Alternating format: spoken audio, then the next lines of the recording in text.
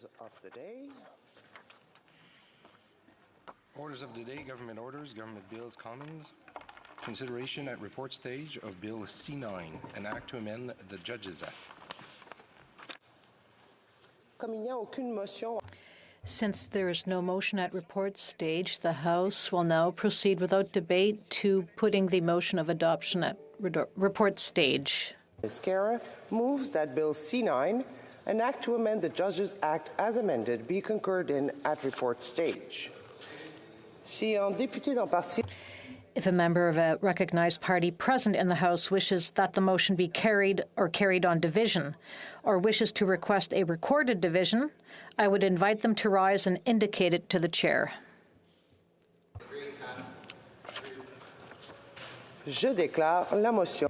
I therefore declare the motion carried. When shall the bill be read a third time? Well, so debate.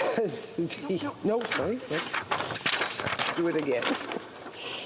Mr. Lametti, seconded by Ms. Guerra, moves that Bill C9, an act to amend the Judges Act, be now read a third time and do pass. Debate. The Honourable Minister of Justice and Attorney General of Canada.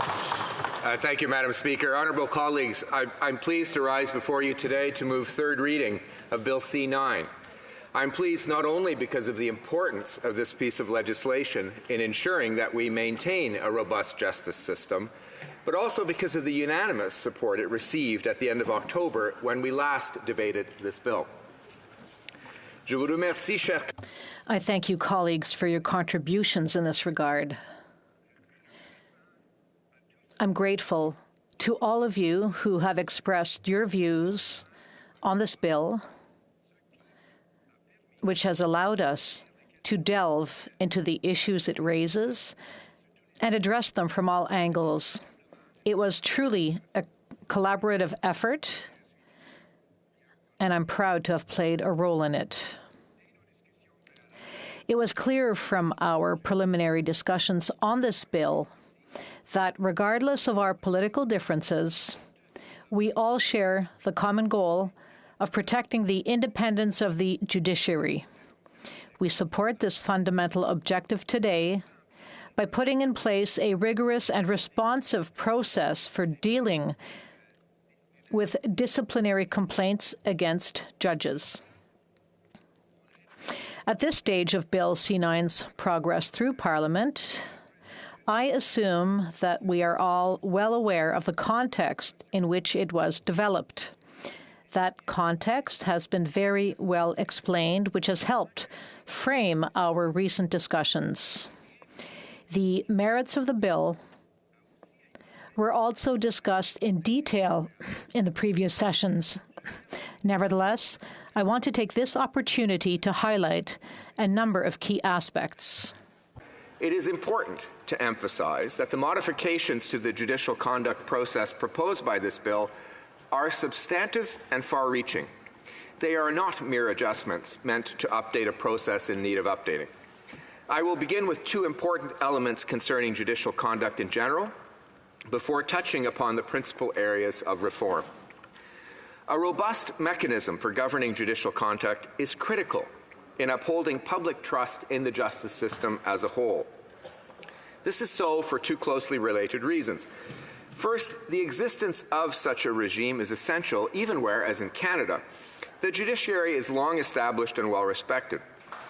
Second, protecting judicial independence does not mean insulating judges from the consequences of misconduct.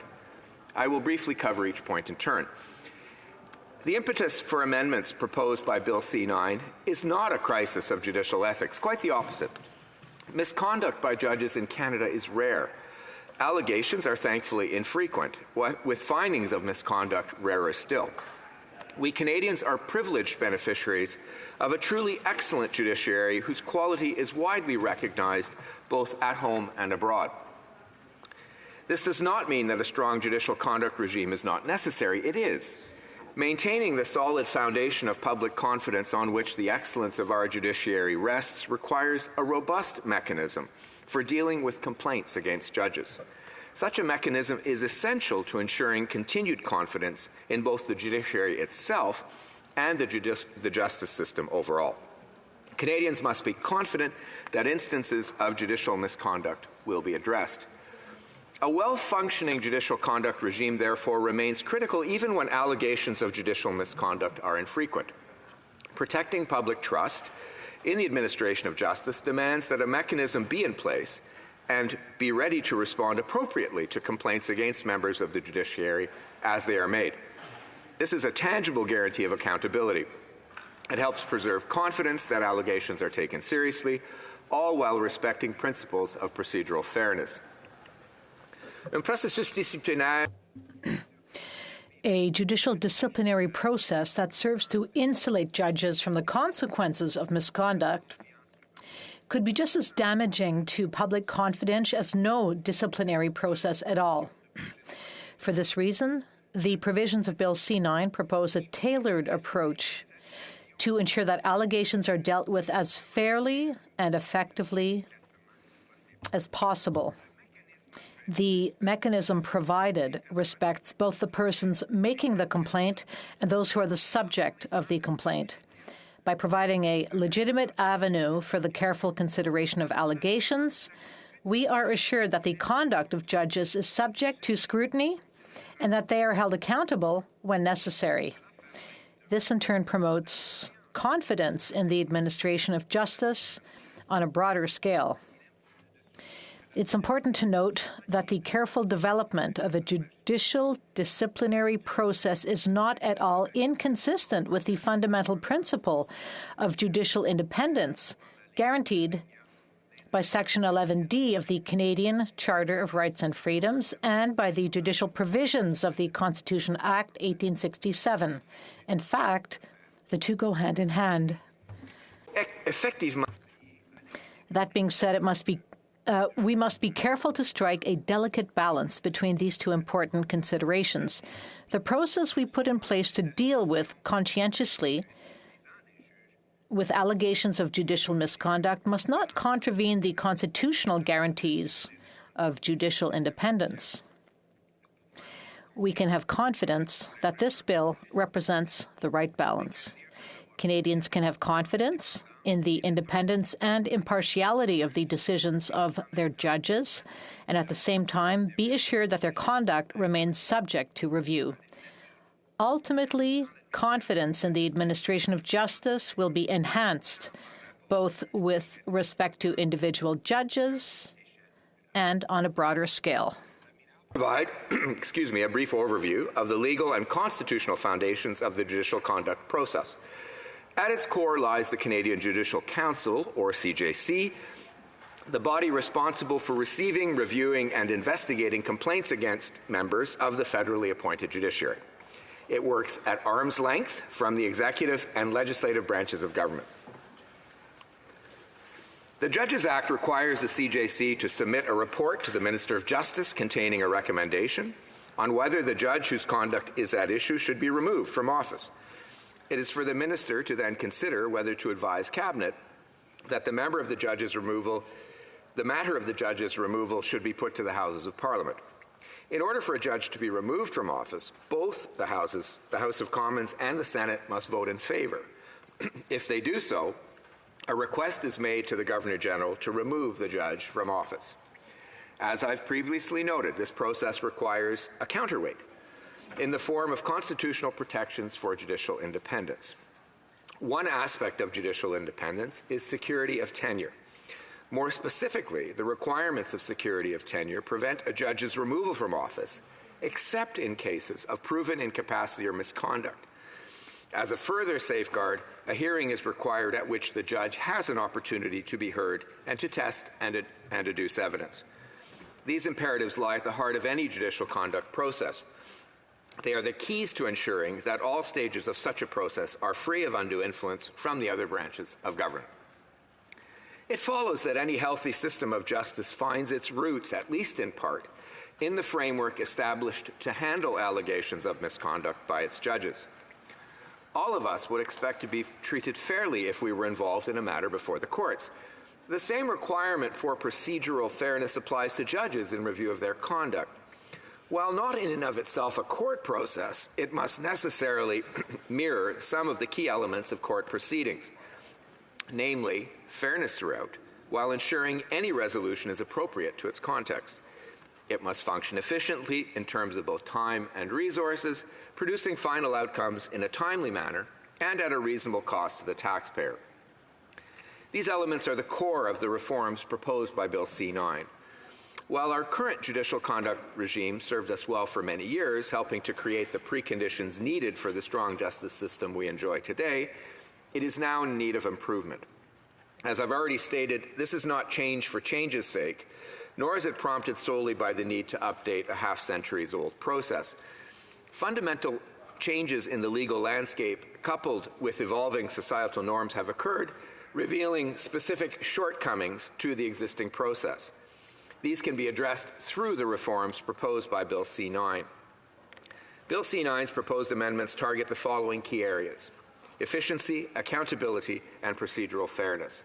All three crucial determinants are determinants of public trust and are met by this bill. An efficient process optimizes both time and financial resources. Timely resolution of matters helps provide certainty to those involved. On a broader scale, timeliness and efficiency foster confidence that the process functions as it should, with allegations addressed promptly and effectively. Currently, it is possible for judges to initiate judicial review of CJC decisions at multiple stages. And each of these judicial reviews, begun in the federal court, can be appealed to the Federal Court of Appeal and potentially to the Supreme Court of Canada. Even if such proceedings are commenced for all of the right reasons, the lifespan of a matter can too easily become stretched out unreasonably. Efficiency is also, of course, related to cost, as timely resolution of allegations will help avoid ballooning costs. In combination with the possibility of unduly extending proceedings over many years, public confidence in the process can suffer if its costs appear excessive. A key aspect of the new regime proposed by Bill C-9 is its improved flexibility and responsiveness. It proposes a more refined tool for the resolution of judicial conduct matters not serious enough to warrant removal, a suite of potential sanctions which would allow for the imposition of a sanction that's more contextualized and appropriate for remedying the misconduct in question. There is only one sanction expressly available under the current regime: removal from office. It is therefore both potentially overbroad and under-inclusive. Consider conduct which, while recognized as inappropriate, should warrant something less than overruling judges' constitutionally protected security of tenure. Even exposure to the required full-scale inquiry without actual removal can cause irreparable damage to a judge's reputation. The CJC has told us that it often struggles with the application of these stark either-or alternatives. That is, between recommending the most serious penalty or none at all. In either case, the public may perceive injustice. It is also important to highlight the idea of justice being done as well as being seen to be done. Public trust in the judiciary relies not only on judges being held accountable, but also on judges being seen to be held accountable.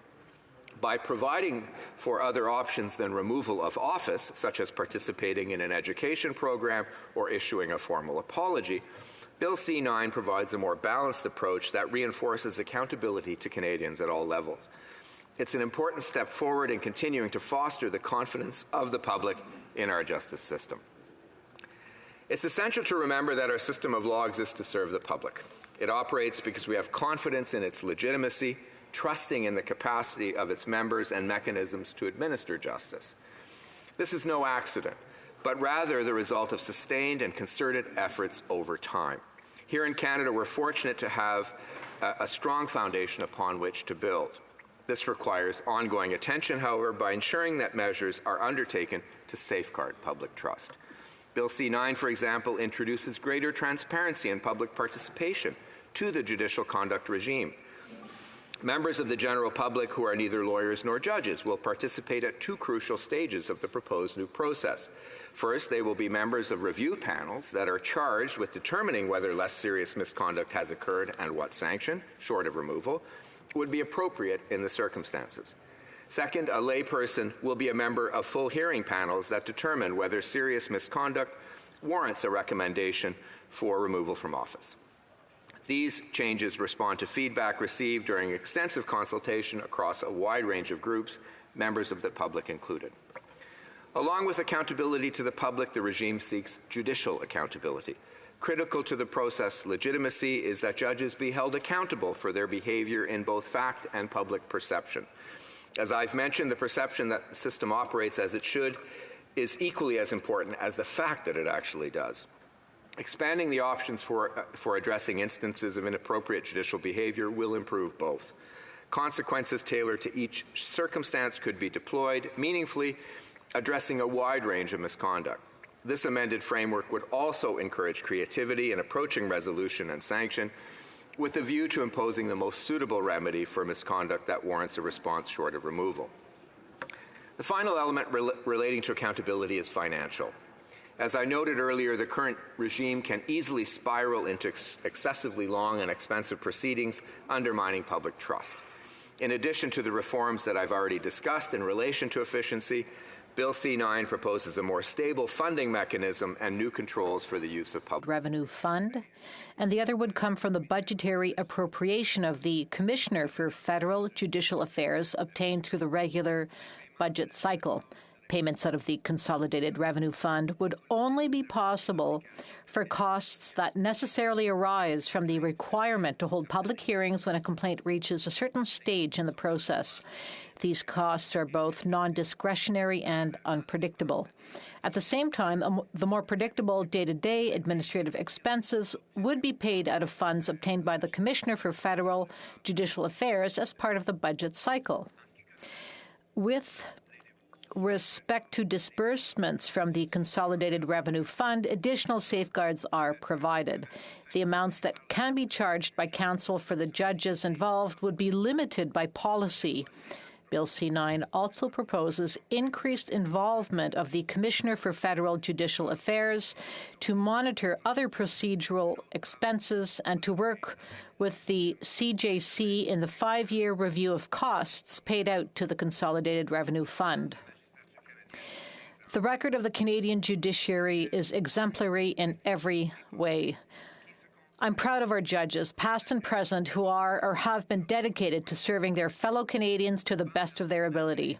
However, despite the high standards we have for judges, and to which the vast majority of them are held, it is inevitable that some instances of misconduct will occur. And as I have explained, while examples of misconduct are rare, the effectiveness of the mechanisms we put in place to respond to them is nothing short of critical to maintaining public confidence. Individual allegation of misconduct presents an opportunity to bolster public confidence in the judiciary. So too does this bill. Colleagues, Madam Speaker, we have the unique privilege of taking concrete action towards strengthening the administration of justice. I was heartened by our collaboration earlier in the process, particularly at committee, that has enabled Bill C-9 to arrive at the stage we are at today. Let us continue in that spirit and send this bill on for consideration by our colleagues to the other place. Thank you. Merci. Questions and comments, the Honourable Member for St. Albert Edmonton. Thank you, Madam Speaker, and I want to thank the Minister, and I concur with his comments, and I support the bill. But I have to say, this bill is cold comfort to my constituents, Mike and Diane Alisic, whose son, Brian, was murdered by a co-worker who shot Brian and 3 other co-workers point blank in the back of the head. That killer was the first person to have a consecutive parole ineligibility period imposed upon him by the trial judge. And Mike and Diane were absolutely devastated with the Supreme Court's decision in the spring, striking down that law, and even more disappointed with the minister's response, which was to say that he respected the decision and would not take any further steps to respond to fill the void left as a result of the court decision. So I say to the minister very respectfully, through you, Madam Speaker, what can the minister say to Mike and Diane? The Honourable Minister of Justice. Thank you, Madam Speaker. I thank the honourable member for his support on this particular bill. I think it's important that we move on this bill expeditiously, and I appreciate that the support that he has given personally, as well as his party has given at all stages of this bill. And thank my critic as well, the member from Fundy Royal. Madam Speaker, I would say to Mike and Diane that the eligibility for parole that the Supreme Court has imposed in the Bissonnette case is not automatic. It does not mean that the person convicted in this case will be granted parole. It merely means that the consecutive life sentences stand, but that there will be possibility of parole after a fairly long period of time. Madam Speaker, it was an unequivocal Supreme Court decision. The court clearly said in a unanimous decision that the parole ineligibility could not stand. Madam Speaker, I've never rejected the possibility of acting. I'm always open to good ideas, as the honourable member knows and has known throughout my period as Minister of Justice, and I will continue to reflect on that case. Questions et commentaires, l'honorable député de Saint-Jean. The honourable member for Saint-Jean. Thank you, Madam Speaker. I'd like to thank the member for his speech. He talked about public confidence being maintained with C9, and also the separation of powers between the executive and the judiciary, which is also maintained through C9. But I have a question about that, another balance that is crucial for public confidence, and that is the dominance of judges. I'd like to hear what he has to say about the appointment process being reviewed so that it's as nonpartisan as possible and the most transparent as possible so that it boosts public confidence. The Honourable Minister of Justice. Thank you, Madam Speaker, and I'd like to thank my colleague for her question. In 2016, we did create a nonpartisan process that's transparent, and as a result, the quality and diversity of judges appointed to the bench all across Canada, in Quebec including, is of an exemplary quality and diversity. And the Quebec bar lawyers in Quebec are very happy with the quality and the diversity of people who've been named to the Superior Court of Quebec. This year, 10 judges have been appointed to the bench at the Superior Court of Quebec. There are 9 vacancies yet to be filled. The process continues to fill those positions, and I hope to have some good news in the very near future. Thank you very much, Madam Speaker, and I thank the Minister for his remarks on what I do think is an important bill. And there's an obvious tension always between the independence of judges and the right of the public to have transparency about conduct of judges. And so in this bill, it's very clear we're going to make a significant improvement over the current situation, which neither served the complainants nor the judges complained about well. But I wonder if the Minister thinks that we have finally reached the right balance in between the independence of judges and the rights of those who may have complaints about judges in this bill. The Honourable Minister of Justice.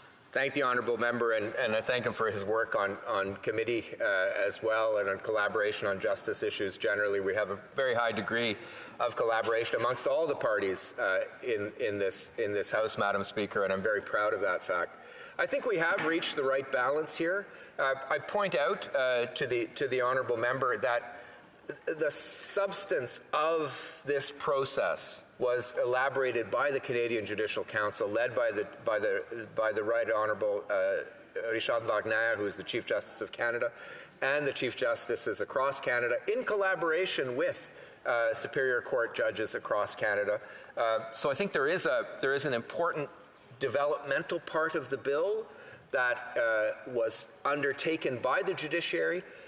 I would remind honourable members that when there's a case of judicial misconduct, and we had a high-profile case over the past number of years in which dilatory tactics were used and which ended up costing the taxpayer time and money, the people that suffered the most during that process were the judges, because they felt that their reputation was being impugned by the actions of one of their members.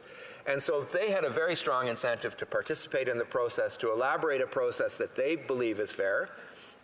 Then, of course, the bill came here, and there were good recommendations at committee, not many, but important ones.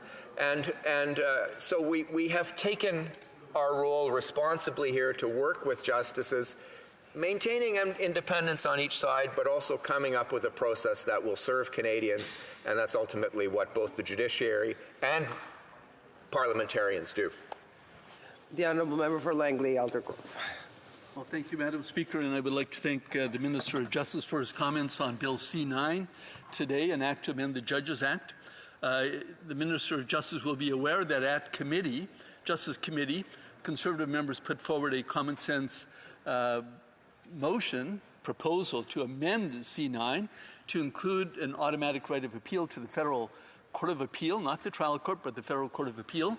But that was rejected by the other members of the committee. They argued, well, the Supreme Court of Canada is already there for appeals, but we know that that is only a faint hope, because unlike any case coming out of the CJC will ever make it to the Supreme Court of Canada. I would like his comments on that. Honourable Minister. Thank you, Madam Speaker. I thank the honourable member for his question. It is a very good question. And indeed, it is probably one of the reasons why we are here. So first of all, I had mentioned a case, the case of Justice Giroir over the past number of years, in which there were a number of judicial reviews to the federal court, as well as appeals to the Federal Court of Appeal from those judicial reviews. It ended up ballooning the process in terms of cost and rendering the process much more complex, and it took years. I know that serious discussions were undertaken by the CJC and the Chief Justice discussing the mechanism, and the appeals to the federal court were considered. What the judges themselves came up with was a transparent process, a transparent process to hear and provide for appeals within the system in a linear fashion, with finally the possibility of seeking leave to appeal to the Supreme Court. So I think the honourable member is correct to say that leave to appeal to the court is not meant to be frequently had or frequently obtained, to be more accurate, but there has been a sufficient degree of attention paid within the linear system of vetting, hearing, and rehearing cases, so that there is a sufficient degree of protection put in the system for someone to challenge a first ruling and move from there. And I think we've built a pretty good balance that maintains efficiency and Time for one last question. The Honourable Parliamentary Secretary to the Government House Leader. Yes, Madam Speaker, if I can get back to the issue of public confidence in the judicial system. When the minister makes reference to those high-profile cases where you have a judge that is being judged by the public, if I can put it that way, because of a particular ruling, and questions of doubt are planted. My question to the minister is that when I look at the legislation, one of the aspects that I think is important to recognize is that it assists in ensuring public confidence in the system when you put in checks that you're putting in today. And I'm wondering if he could just provide his thoughts on the... And a very, very brief answer from the Honourable Minister. Thank the Honourable Member for the question. I point out at the outset that if there's a doubt about a ruling, there's an appeal process. And so when there's a substantive question, one can go to appeal. What we're talking about here is when a judge perhaps makes a remark or is engaged in activity that impugns the conduct of the judiciary. What I think one of the main things we've done here is allow for disciplinary action to be taken in minor cases with concomitant consequences. For the resumption of debate, resuming debate, the Honourable Member for St. Albert Edmonton. Thank you very much, Madam Speaker. I rise to speak on Bill C9, an act to amend the Judges Act. And before I do that, I would like to seek the unanimous consent of this House to split my time with the member for Langley Aldergrove. Does the honourable member for St Albert Edmonds have unanimous consent? Agreed. Thank you, Madam Speaker. This legislation reforms the process by which the Canadian Judicial Council undertakes reviews of complaints brought against judges for alleged misconduct. The Judicial Complaints Review process was established more than 50 years ago in 1971. It has a number of problems in that it can be timely, cumbersome, and costly. These problems have been publicly recognized by the Canadian Judicial Council, which consists of 41 members, including all Chief Justices and Associate Chief Justices of federally appointed courts. For years, there have been calls to reform the process. Madam Speaker, the process as it currently stands can involve up to 3 layers of judicial review to the Federal Court of Canada, and then on to the Federal Court of Appeal, and then to the Supreme Court of Canada upon leave being granted. That process can take years, and in some cases it can take even as long as a decade. And so this bill seeks to address that by streamlining the process. I would submit somewhat imperfectly from the standpoint of ensuring procedural fairness, but nonetheless, the process that the government has come up with, I believe, is supportable, notwithstanding some shortcomings which Conservatives raised at committee. It also seeks to enhance transparency, and it does so by requiring that the Canadian Judicial Council, in its annual reports, publish the number of complaints and how those complaints were resolved. And it enhances accountability.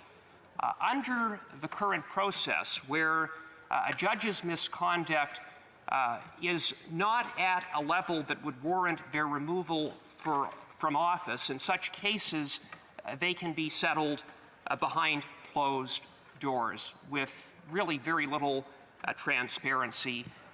This bill changes that by providing for mandatory sanctions.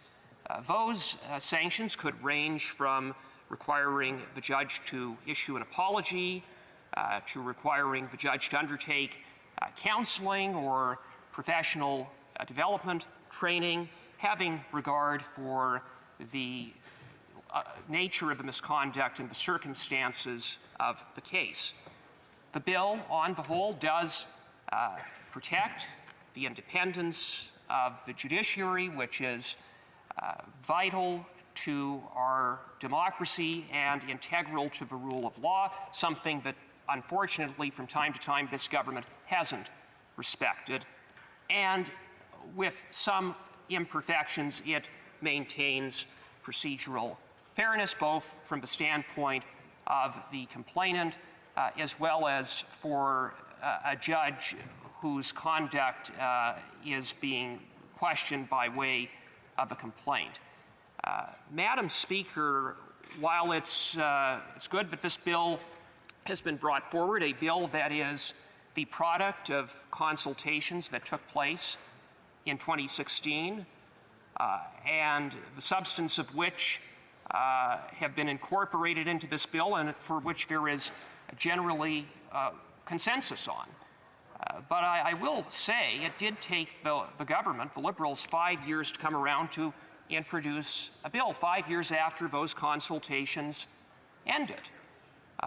Moreover, when the government finally got around to introducing a bill in May of 2021, it went nowhere.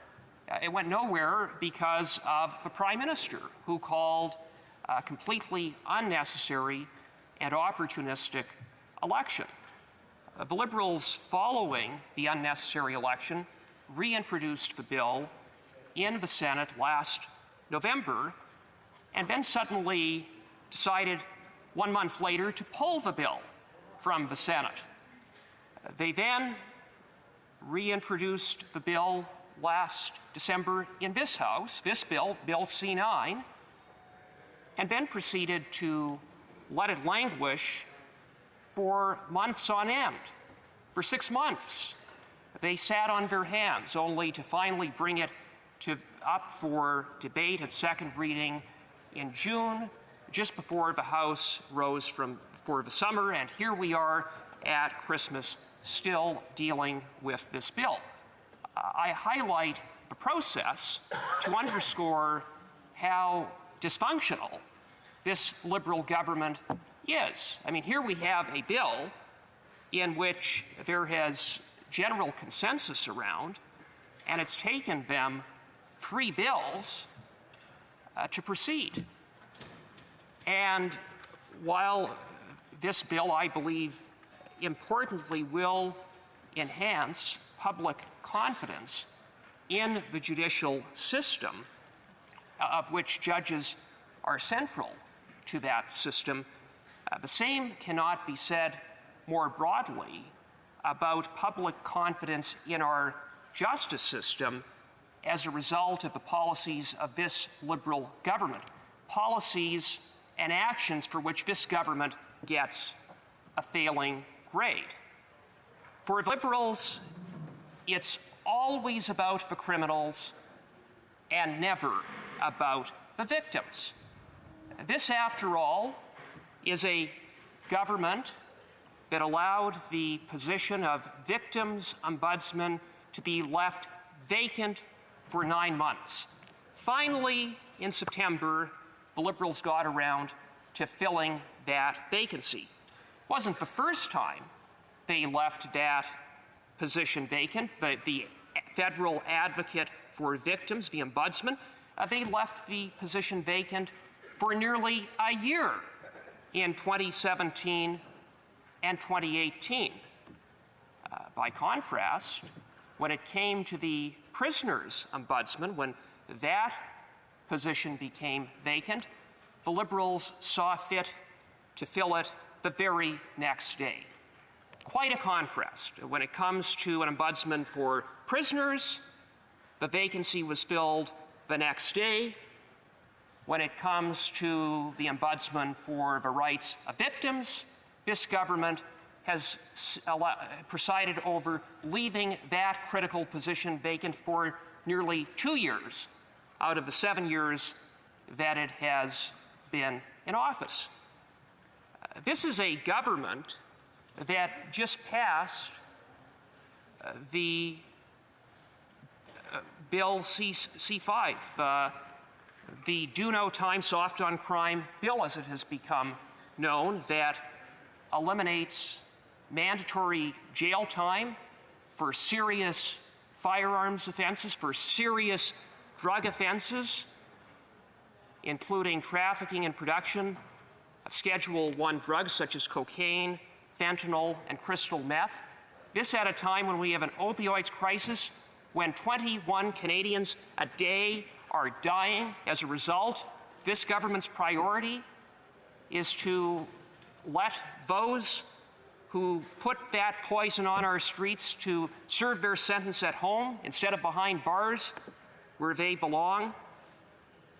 And this is a government that has failed to engage in that dialogue that is so critical between Parliament and the courts.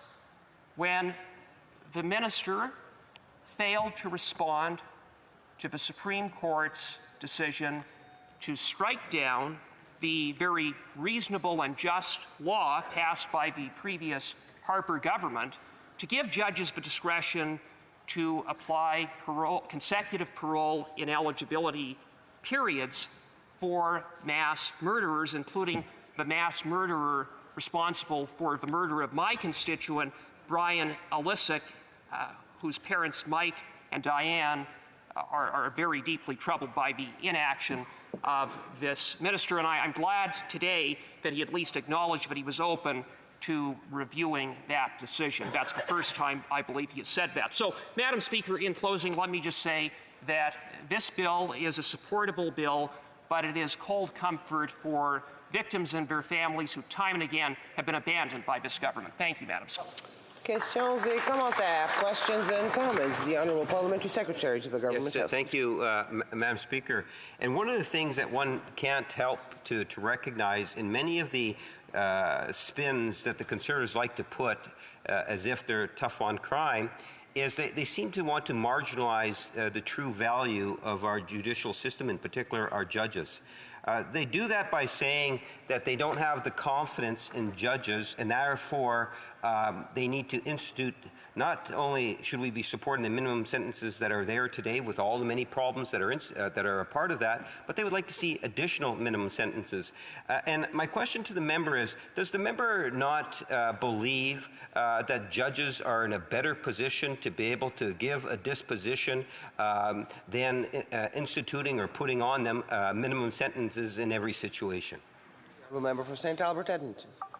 Madam Speaker, the courts have not struck down minimum sentences across the board. Mandatory jail times have always been a part of our criminal code and or have been for many decades and continue to be. And many of the provisions, in fact, none of the provisions, I believe, in C5 were struck down by the courts. They were struck down, certainly not by the Supreme Court, and it was a choice made by this government to remove those mandatory jail times because, again, for this government, it's always about putting the rights of criminals ahead of victims, and they provided very little rationale why they picked those specific provisions, again, involving serious firearms offenses and serious drug offenses. Questions et commentaires, l'honorable député. Questions and comments, the Honourable Member for Saint-Jean. Thank you, Madam Speaker. I thank my colleague for his speech. I spoke at second reading of the bill.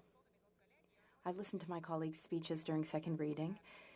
The Conservatives often mentioned victims' rights in the evaluation process, but maybe that opinion, that Conservative opinion, wasn't kept in mind when it came to sanctions that are not necessarily removal from office. One amendment adopted in committee is that the victim, in a complaint that is not followed up on, the victim will receive at least the grounds, the explanation for the decision to not receive the complaint. Does my colleague feel that that's a step in the right direction? And does my colleague also feel that we could have done more, that we could have gone further to protect victims in the context of this amendment and others? Madam Speaker, I want to thank my colleague for that question. And to answer her question directly, yes, I believe that amendment is an improvement to the bill. Any time that there is an opportunity to have input from the victim, that is a step in the right direction. That is important, and we must continue to do work to ensure that victims are heard throughout our court process and through, in this instance, a judicial complaints process. Member for Esquimalt, Saanich. Thank you very much, Madam Speaker. And it's hard for me to thank the member for a speech which was essentially a long recitation of the Conservatives' commitment to tough-on-crime policies that have clearly failed. But my real disappointment with this speech is that we have done some work in this Parliament, in particular on the study on the rights of victims, where parties have worked together to try and improve the justice system. Mm-hmm. And so my question is about the bill, which is about confidence in the judicial system. And I wonder whether the Conservatives actually believe that the justice system and judges in particular have to look more like the face of Canada in order for the public to have confidence in that system. Mm-hmm. The Honourable Member for St. Albert Edmonton. Madam Speaker, to answer the member's question directly, yes, I agree with him. Questions et commentaires, questions and comments? Resuming debate, the Honourable Member for Langley Aldergrove. Thank you, Madam Speaker. I'm here to talk about Bill C9, an act to amend the Judges Act. In the end, the case wasn't even whether the judge had purchased cocaine from his former client. a known drug dealer. The Canadian Judicial Council panel hearing the case found that there was not enough evidence on a balance of probability to find that the judge had been dealing in drugs. The judge's own evidence was that the video recording, which unfortunately for him was captured, showing an exchange between him and his client, money going one way, a package going the other way. Now, the judge said that that exchange was not about drugs, it was about pornography. So clearly this judge had a bad habit, maybe two bad habits. But I'm willing to concede to the panel that there was no finding of drug dealing. In the end, it was the cover-up that torpedoed this judge's short time on the bench. In the panel's report, it reads, quote, "He deliberately and intentionally attempted to conceal the truth during the hearing," close quote. And after that, they recommended his removal. But Judge Michel Girouard of the Quebec Superior Court was a very good judge. He was certainly a very smart judge. He was a very competent lawyer. He had a good track record as a trial counsel, and he knew his way through the legal and court system probably better than anybody did, and he used that experience that he attained during his career as a lawyer to his full advantage. Now, here's the short history. In 2010, he was appointed to the court. In 2012, there was a complaint launched against him relating to drug dealing.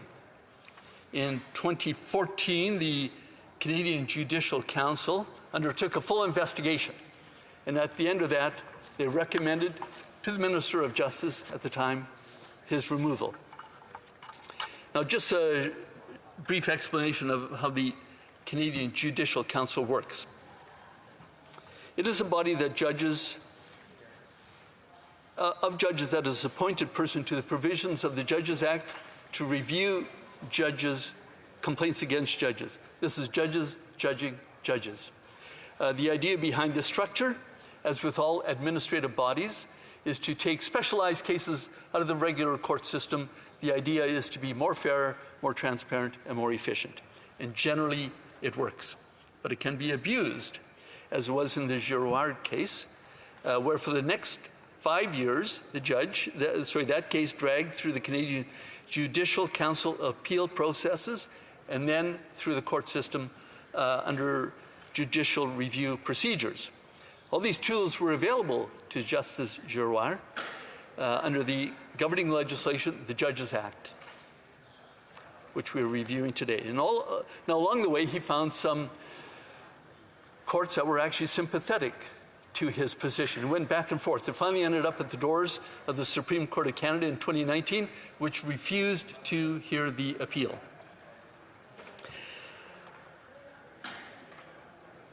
The end of this story is that Justice Girouard resigned, mercifully for all of us, but not until after 8 years of this dragging through the court system while he was on full pay, even though he didn't have to show up for work, and his pension accrued through this time. Now, although the Supreme Court of Canada decided not to hear this case, the Chief Justice had this to say, not specifically about this case, but generally. He said, quote, "If the judge is to be removed, he has to be removed quickly and without too much cost to society. We need reforms. Parliament should find a way to make sure that these matters don't drag on too long and aren't too expensive." Close quote. And Madam Speaker, that's why we are here today, an act to review C9, which is an act to amend the Judges Act. Now, I don't want to leave the impression that C9 is Parliament's response to the Girouard case. It is not. I took that case only because it is high profile and it is a good example. It illustrates why reform is necessary. The Canadian Judicial Council is busy with many files. It oversees the work of almost 1,200 federally appointed judges. The vast majority of those judges are very competent, fair, judicious, respectful of the people who appear before them, and are respected by the profession and in their communities. The CJC's judicial conduct oversight role is part of its general mandate to keep the judicial system efficient, uniform, and accountable, and in large part it does that work effectively. Now, I don't want to get into the details of Bill C-9, we don't have time for that. A general overview is that it expedites the inquiry process, it simplifies it while also keeping it fair to judges, and it aims to secure the public's confidence in our court system. And importantly, it keeps cases out of the court system. The Judicial Council's recommendation to the Minister of Justice will be the final decision, except, of course, an appeal possibly to the Supreme Court of Canada. But that's a faint hope, because most cases, applications for leave to appeal to the Supreme Court are turned down, as was in the Girard case. It did not make the cut. And most cases coming out of the Judicial Council, I'm sure, would not make the cut to the Supreme Court of Canada. Now, not everyone is going to be happy with that. In the Girard case, for example, where it made it to the federal trial court in its long and winding history of 8 years, the judge had this to say in response to the Judicial Council's arguments, that only they, the Council, had any oversight, any jurisdiction of oversight over judges, and that the federal court had no jurisdiction at all. This is what the federal trial judge said. It is undeniable that a report recommending the removal of a judge has a serious impact on the judge professionally and personally, and on his or her family. It is inconceivable that a single body with no independent supervision and beyond the reach of judicial review may decide a person's fate on its own. Close quote. Madam Speaker, if that judge who wrote that paragraph were sitting here today, he would be voting against Bill C-9. At committee, as it's stated earlier in debate with the Minister of Justice, the Conservative members of the Justice Committee put forward a common sense motion to amend C-9 to allow for an automatic right of appeal to the Federal Court of Appeal, not the trial court where things could get bogged down, but directly to the Court of Appeal.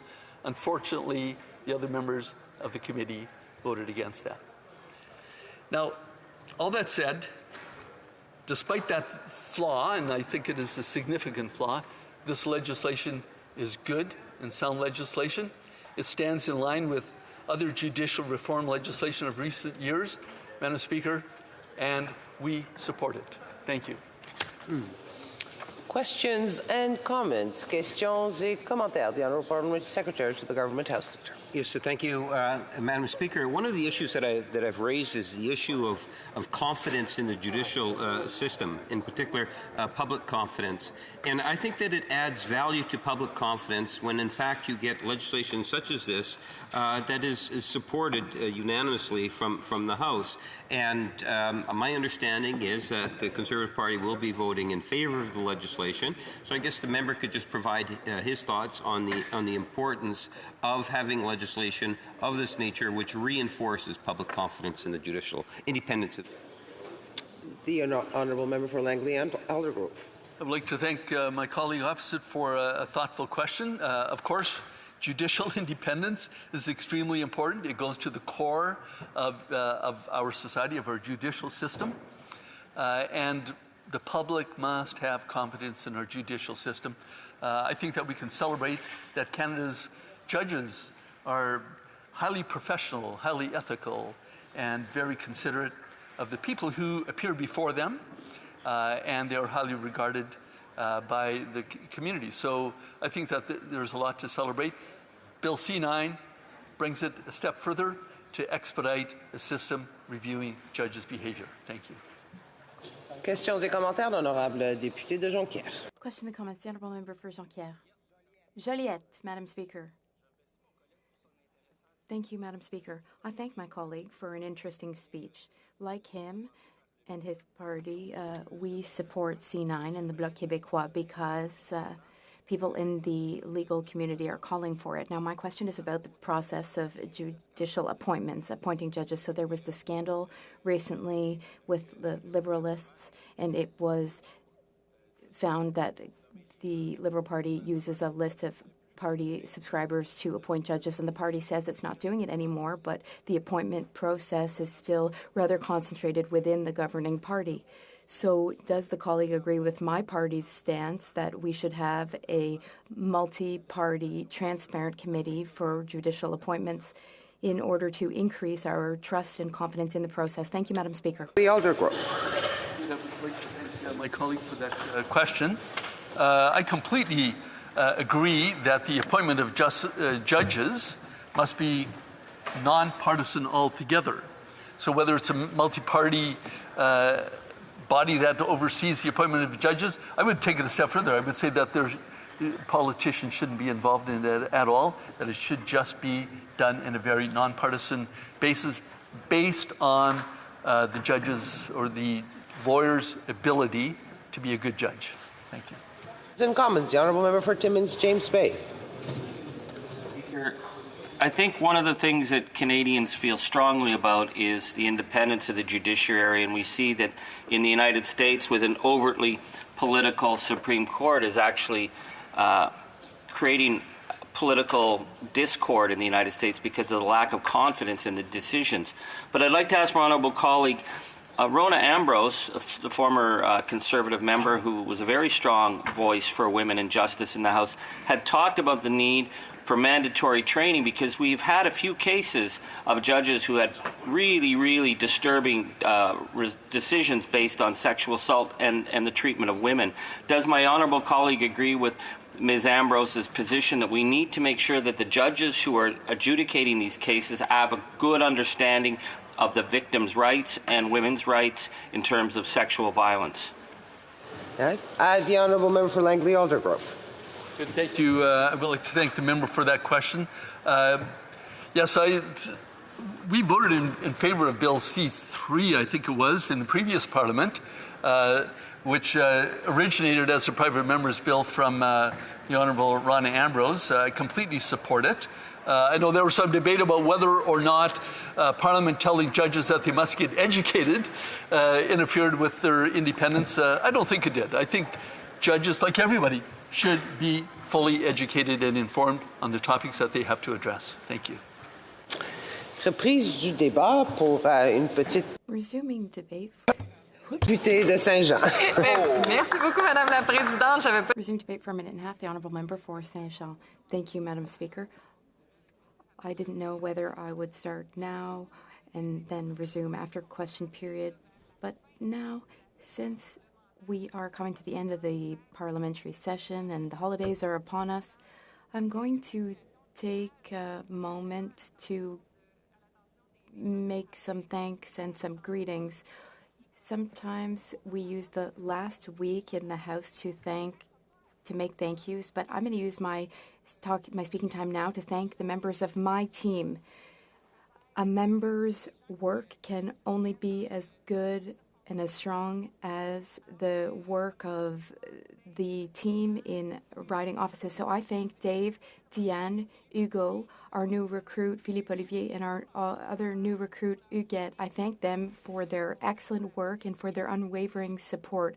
They are exceptionally efficient team members. Now, back to C9. There seems to be quite a bit of support for C9. I spoke to C9 in June, and what we noticed in the House is that questions weren't necessarily about the bill itself, about the principle, but about broader matters of modifying or changing the legal process.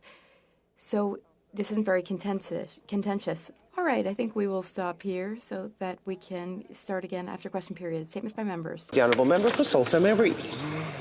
Thank you, Madam Speaker. I rise today to wish everyone in my riding of Sault Ste. Marie a holiday season filled with joy, your heart with love, and your life with blessings.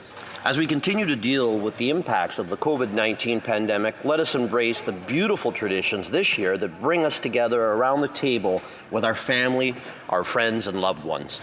A special holiday greeting as well to our Canadian Armed Force members and their families that serve in Canada and overseas. And thank you for your sacrifices to keep us safe and protect our way of life. Let us also continue our resolve and hope and support for the people of Ukraine, Iran, and many other people in the world that are in conflict. Let all our voices call out for peace on earth and goodwill to all. Again, Merry Christmas, a very healthy and happy, prosperous New Year to you, Madam Speaker, and to everyone in Canada. Merci beaucoup. The Honourable Member for Chatham-Kent-Leamington. Madam Speaker, this Liberal government continues to make Canada's credibility around the world a joke. They continue to dishonour our commitment to NATO funding, to our Indigenous peoples, and even the United Nations. Now, the International Great Lakes Fishery Commission is on a razor's edge of collapsing, with our American friends walking away, fed up with our continued failure to honour our word. What does this government say to our American partners who have written us on this critical issue? Members of Congress, Dingell, Joyce, Kaptur, Huizenga, Grothman, and Senators Stabenow, Portman, Smith, Brown, Durbin, Klobuchar, Casey, Duckworth, Peters, and Chuck Schumer, all reminding us of our commitment. We call upon this government to direct existing payments already budgeted to the International Commission through Global Affairs Canada and not through Fisheries and Oceans, who continue to mismanage this critical file.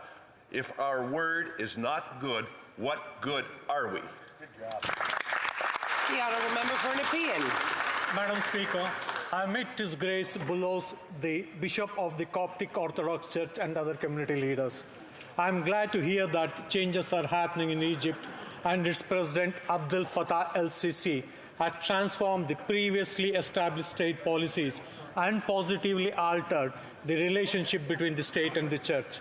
I understand he is the first president to physically visit the Coptic Cathedral and has commissioned construction of the Cathedral of Nativity in Egypt's new administrative capital. I am told the bureaucratic challenges that limited the construction and renovation of Coptic churches have now been lifted. It is good to hear that the Copts are living through a period of peace, tranquility, and equality under the current leadership in Egypt. I wish everyone Merry Christmas and wish you all a very happy, prosperous 2023. Thank you, Madam Speaker. The Honourable Member for New Westminster Burnaby. More than 3 years ago, the National Inquiry into Missing and Murdered Indigenous Women and Girls published its report. Over 230 calls for justice. And since then, from this government, lots of pretty words, but no action on the scale required. Utter disrespect for the thousands of victims. Where is the Indigenous-led housing needed? Where are shelters for Indigenous women fleeing from violence? The tragic reality of Canada today is that tonight, close to 1,000 Indigenous and non-Indigenous women and children will be left outside without access to shelters or services. The horrific revelation of the deaths of 4 Indigenous women in Winnipeg, murdered by a predator, shows once again that this government has failed to act on the scale that is required to keep Indigenous women and girls safe. To the families of Morgan Harris and Mercedes Myron, Rebecca Comtois, and the victim that elders and the community have named Buffalo Woman, we are devastated that this has happened to your loved ones. We will fight to honor their memories. The member for Gatineau. Thank you, Madam Speaker. It is my great pleasure to highlight Dr. Bureau's annual Children's Food Drive at the Gatineau Children's Health Centre, which will run until January 15 of next year. The funds raised will help provide quality care and services to children who are in very vulnerable situations. Over the past years, this centre has developed many innovative projects with various partners in the community to help families and children in a stimulating and caring environment. This food drive by Dr. Bureau is made possible by her passionate and committed team, the members of the board of directors, and many volunteers. And that's why, Madam Speaker, on behalf of myself and my colleagues, I'd like to express our gratitude to them for their valuable contribution to our youth. Thank you, Madam Speaker. The honourable member for Huron-Bruce. Thank you, Madam Speaker. It's an honour to rise today to offer a tribute to two men from Huron County who left us recently. Bill Dowson passed on November 9th. He spent over 30 years in public service, first in Stanley Township, and then as the first mayor of the municipality of Bluewater and the warden of Huron County. Bob McKinley passed on October 16th. He served here in the House of Commons from 1965 to 1980 as the Progressive Conservative Member of Parliament and the Chief Opposition Whip. Bob was a friend and mentor for almost 20 years. I'd like to thank Bill and Bob for their years of service to our community. Huron County has lost two great public servants and two great guys. Thank you.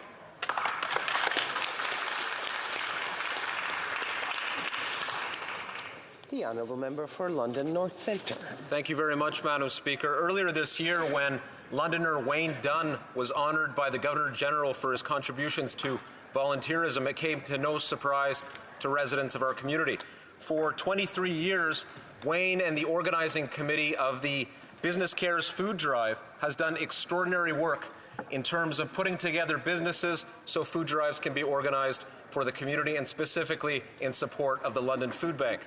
Just last year, almost 600,000 pounds of food, in fact, was contributed. Obviously, the need is great again this year, and the work has begun on December 1st. This year's campaign began. In addition to supporting the food bank, the contributions also support local soup kitchens, school breakfast programs, and drop-in programs carried out by the community. It's a wonderful thing to see. It's an example of volunteerism in action in our community and the generosity of businesses. Thank you very much, Wayne, for all you've done for London. The honourable member for Cloverdale, Langley City. Thank you, Madam Speaker. Last weekend, I had the honour of volunteering in the Salvation Army Christmas Kettle Campaign outside the Langley Superstore. The Kettle Campaign is one of Canada's largest and most recognizable charitable events during the Christmas season. The funds raised stay in the community in which they're donated and are used to support local Salvation Army programs for people in need. This is not the first time I volunteered with the Salvation Army. The Gateway of Hope, a ministry within the Salvation Army itself, filled backpacks for kids in need this fall as part of their family services program. In the end, between 800 and 900 families received help from this campaign. I'd like to personally thank the individuals at the Gateway of Hope who provide these important services in Cloverdale, Langley City. Dan Donkers is the volunteer coordinator who manages the Kettle Campaign. Christina Schneider is the residential services manager, and she works with the local shelter and manages the emergency weather alerts. Andrea Voss is the family services coordinator, and she helped organize the backpack campaign, and they also offer the community volunteer income tax program. There are many people to thank for the services the Salvation Army provides, and I wish each of them a very Merry Christmas. The member for Beauce. Madam Speaker, this week a committee of Canadian sports journalists gave out the Northern Star Award, a prize given each year to Canada's best athlete. This year, the prestigious award was given to Marie-Philippe Poulin from Beauce. She proudly wore the C at the last Canadian Olympic Games, and with the help of all of her teammates, helped win gold for Canada's women's hockey team. She's now among a quartet of legendary Quebec hockey players and recipients of this award, along with Guy Lafleur, Mario Lemieux, and Maurice Richard. Also this week, Ms. Poulin became the first ever member of the women's hockey team to be inducted into the Boston University Hall of Fame, where she played with the Terriers for 4 years. Marie-Philippe continues to be an inspiration to young and old, not only in Beauce, but across the country. She shows that day after day, with passion and hard work, you can reach the greatest heights. Congratulations again to our beloved number 29, but for the Beauce area, you'll always be number 1. Bravo, Marie-Philippe. The honourable member for Parkdale High Park. Madam Speaker, I rise today to salute two teachers in my community of Parkdale High Park, Katie Whitfield and Ian De Silva. During Remembrance Week, they conceived of a simple goal, making national sacrifice locally relatable. The project that emerged is called They Walked These Streets. On 2 lawns in Bloor West Village, Katie and Ian mounted signs dedicated to the Canadian men and women who made the ultimate sacrifice in both world wars. The signs capture the names of these military heroes, where they served, and where they passed. The information also lists where these soldiers lived and which local school they attended. And in that, Canadian soldiers became instantly relatable to generations of my constituents. School children would pass by and exclaim, "She went to my school," or "He lived on my street." Seniors would visit and pay homage to relatives who served. 235 soldiers' stories were depicted this year, and over 1,000 neighbors visited to learn and pay their respects. Thank you, Katie and Ian, for helping this important history come alive in our community. We will indeed remember them. Bravo. The honourable member for Wellington Halton Hills.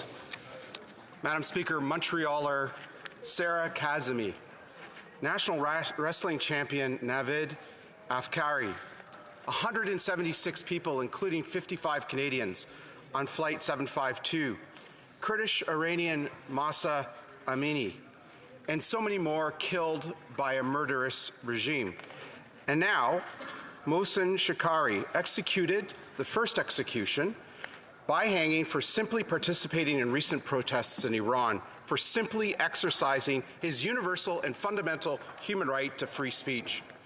Madam Speaker, the people of Iran have been brave and tenacious in standing up to an oppressive autocratic regime. Canadians, too, have stood up in solidarity with the people of Iran.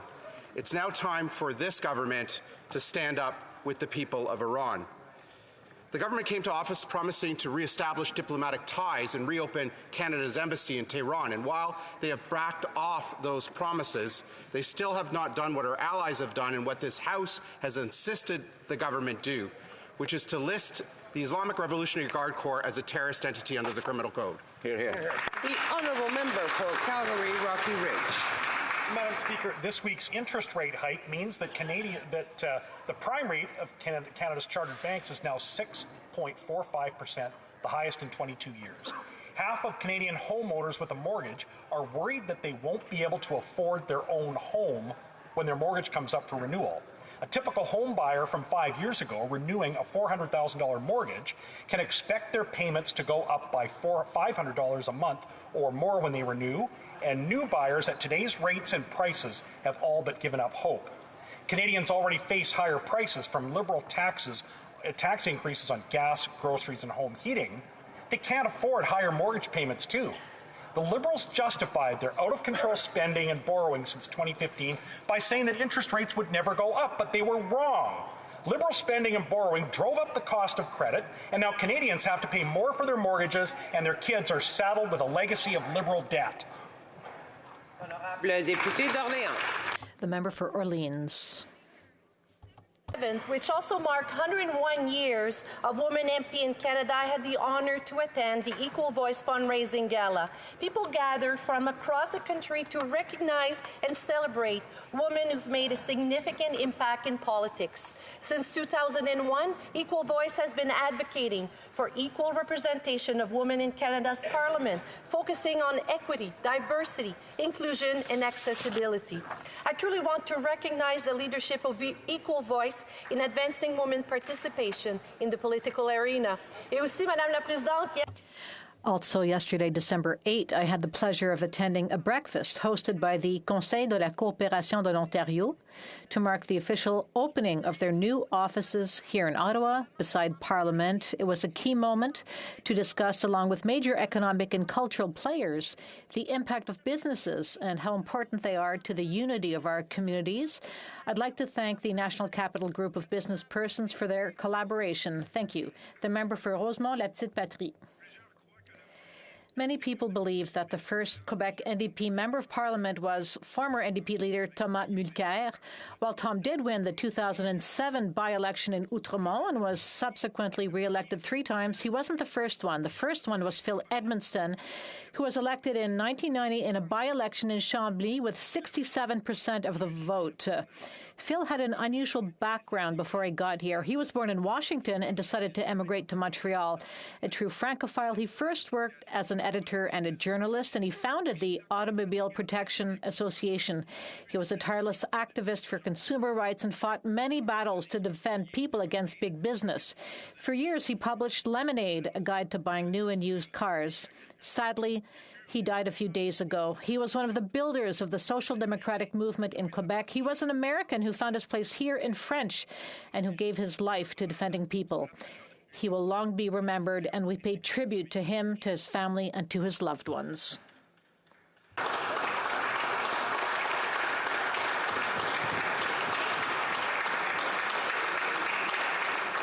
L'honorable député de Lac-Saint-Jean.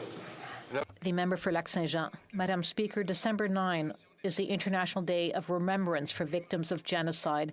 It's a day of prevention of this heinous crime, but above all, it's an opportunity to recommit ourselves as parliamentarians to do everything in our power to stop it.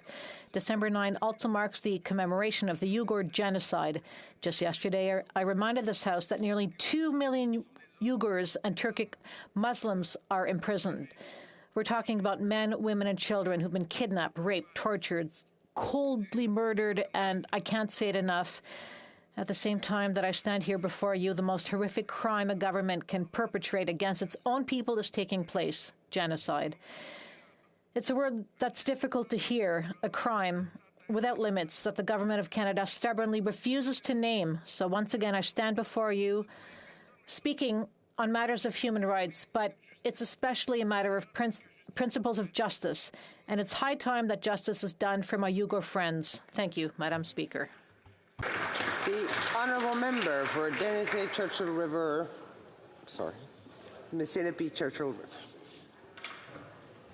Madam Speaker, it is clear the Prime Minister and his Liberal front bench have again been caught trying to divide Canadians for political gain. Adding hunting rifles to Bill C-21 proves that this Prime Minister and his cabinet govern for themselves. First Nations leaders from across our country are voicing their concerns with the sneaky and underhanded amendments to Bill C-21. Where was the consultation? Are constitutional rights to hunt and harvest for sustenance protected? Why is this Liberal government criminalizing a way of life? Every time questions like these are put to Liberals, they claim Conservatives are spreading misinformation. Well, Madam Speaker, yesterday, the Assembly of First Nations Special Chiefs Assembly passed an emergency motion opposing the Liberal hunting rifle ban. So are the Liberals going to stand up today and accuse the AFN of spreading misinformation? Or will they just admit to all Canadians that they are guilty of covering their incompetence with deception? The honourable member for York Centre.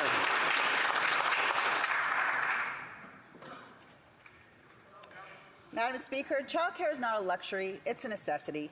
That's why our government is establishing a Canada-wide early learning and childcare system.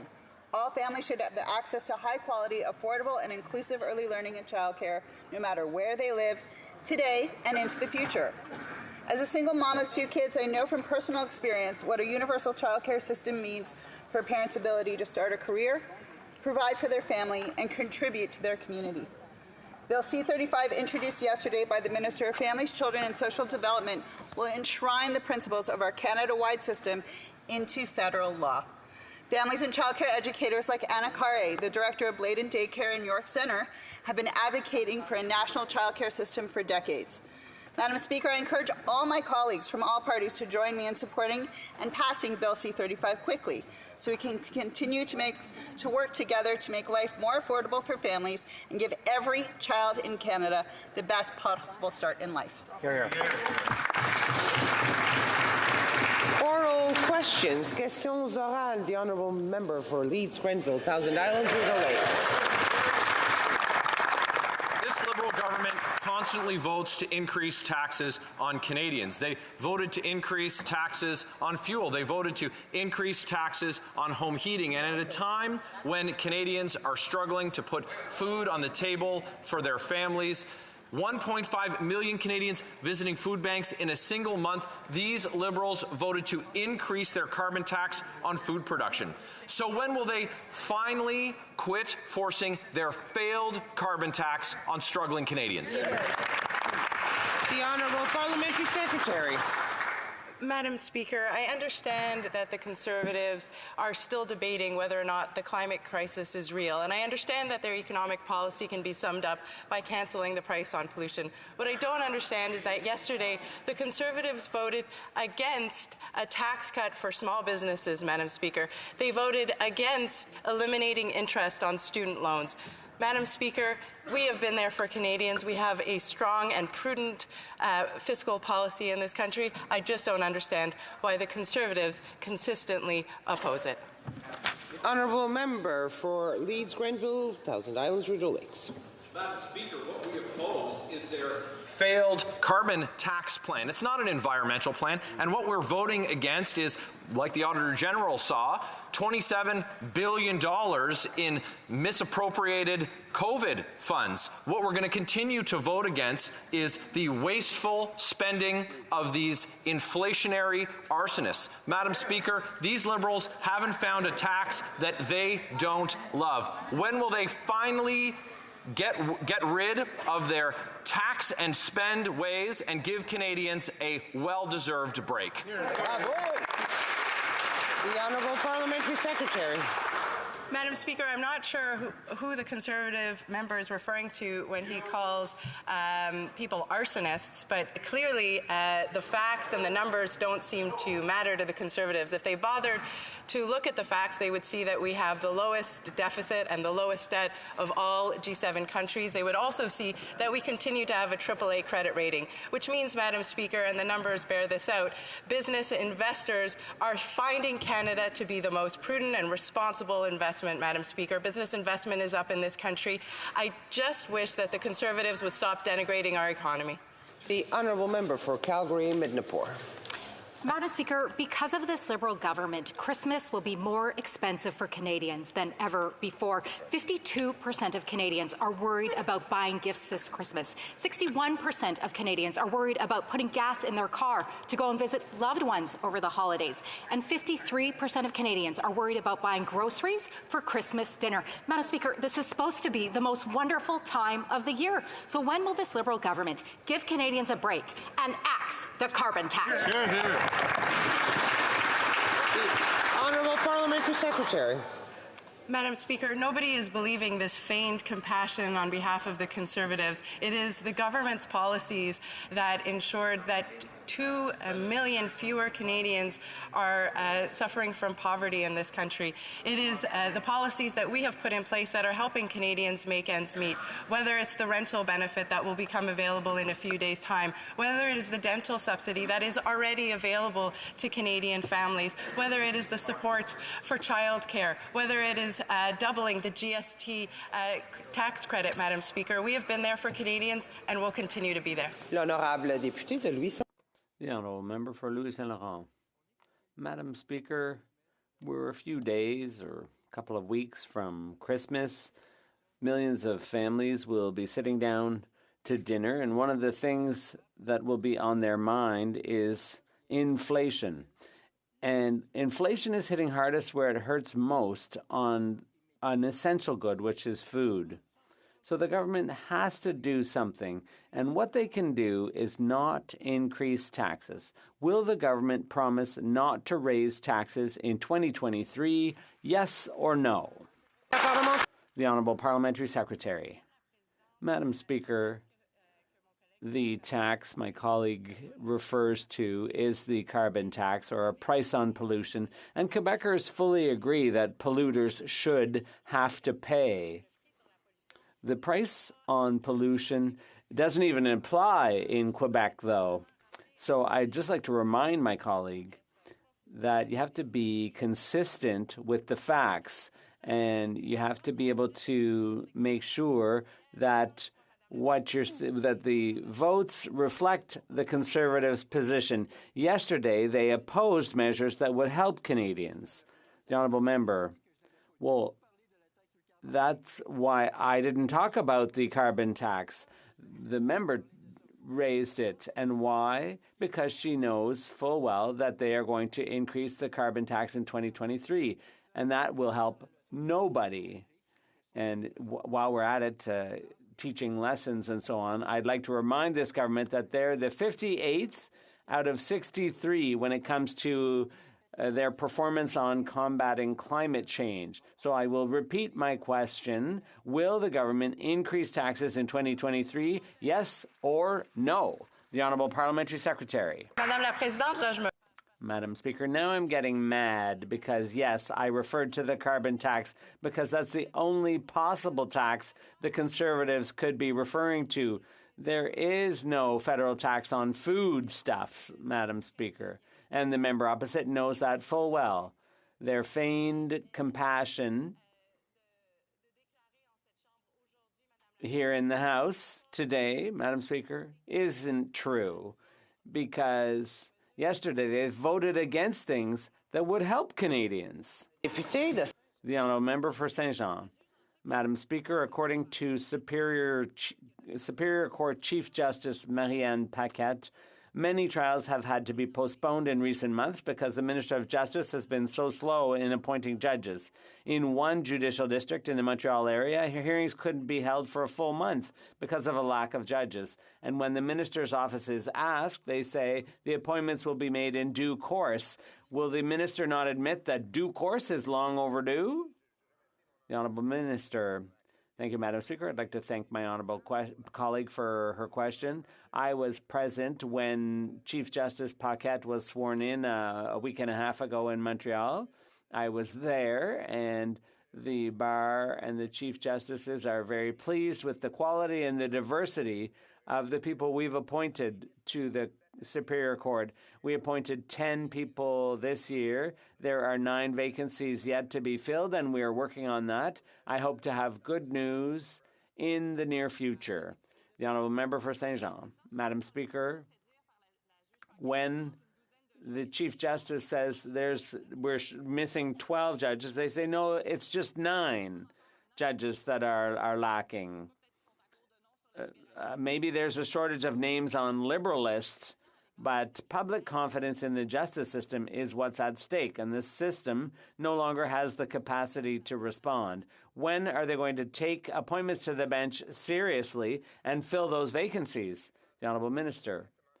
Madam Speaker, that's precisely what we're doing all across Canada. We're filling vacancies.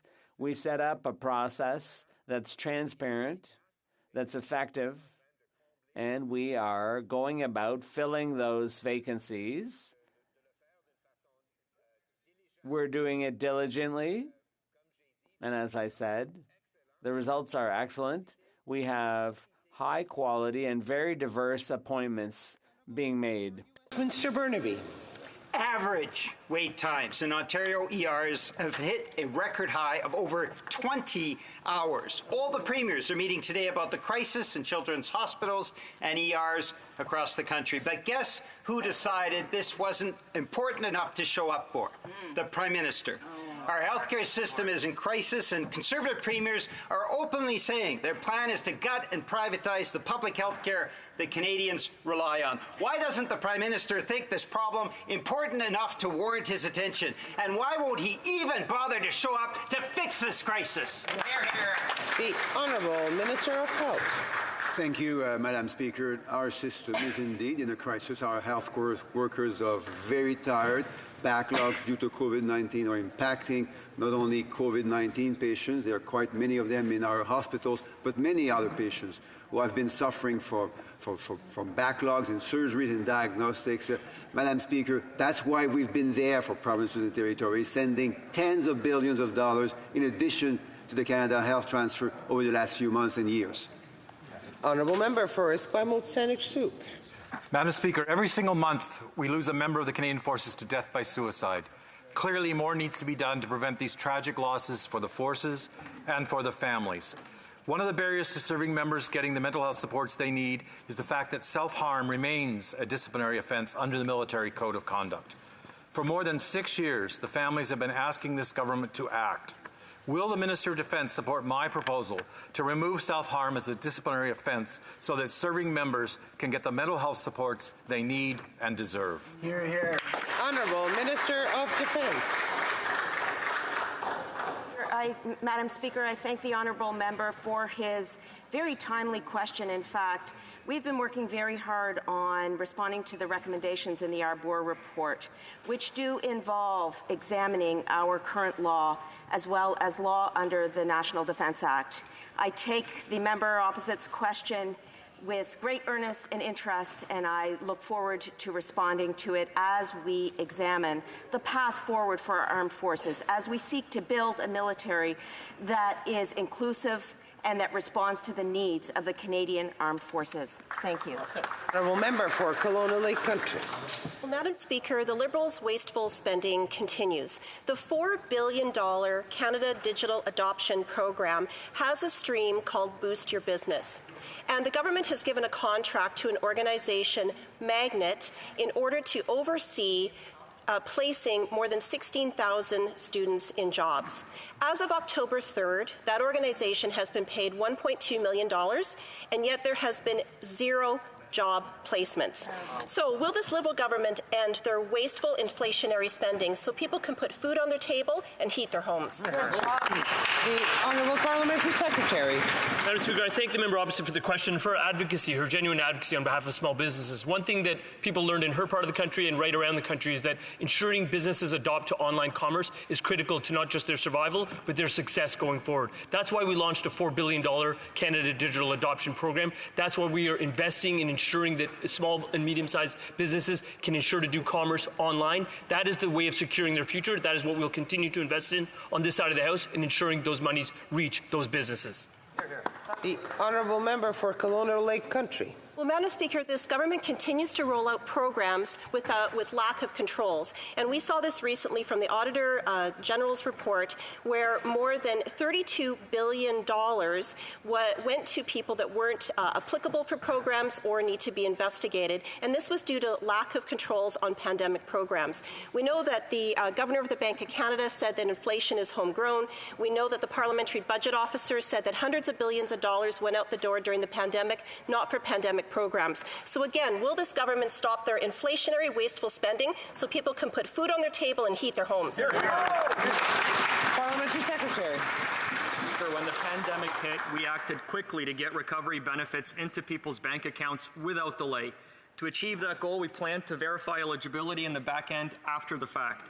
This approach kept workers attached to their jobs and positioned our economy to come roaring back, which it did.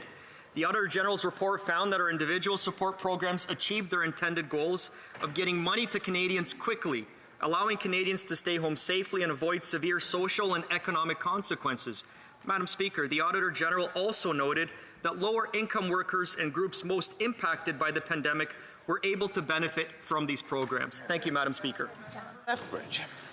Canadians were advised by the Deputy Prime Minister that they should cut their Disney Plus accounts in order to help them make ends meet. Meanwhile, this government has no problem spending $6,000 on a single hotel night, or $54 million on a failed arrive scam app, or more recently, $32 billion with a B, billion dollars on altogether illegitimate or suspicious funding with regards to COVID. And the worst part is that Canadians are actually on the hook for all this spending. Wow. Canadians, the Canadian people who work incredibly hard. So when will the Liberals show them some respect and stop their wasteful spending? The Honourable Parliamentary Secretary. Madam Speaker, when the pandemic hit, our government acted quickly to ensure that Canadians had the support they needed to get by. We were clear from the outset that we would do post-payment verifications in order to get money out the door quickly when it was needed, while also ensuring support went to eligible individuals.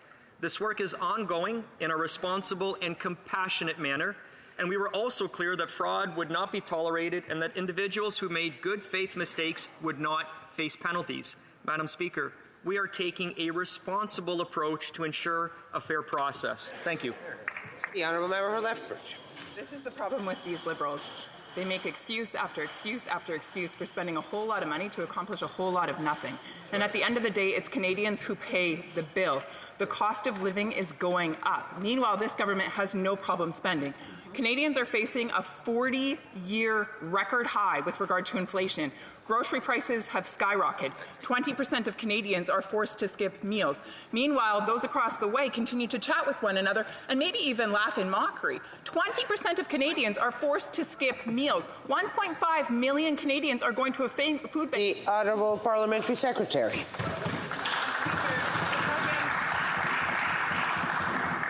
Madam Speaker, the policies and programs that we put in place helped Canadians weather the storm of the pandemic, and that was incredibly important, and we would do it again if we had to, Madam Speaker.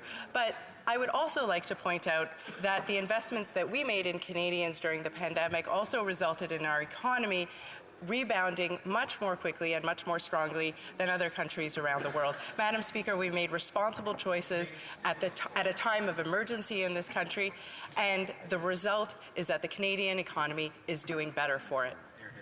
The honourable member from Flamborough-Brentbrook. Thank you, Madam Speaker. Wasteful Liberal spending is up again, as we heard from the Auditor General, including sending checks to prisoners and dead people. This only adds more fuel to the raging inflationary fire. So as a result, here's what's also up.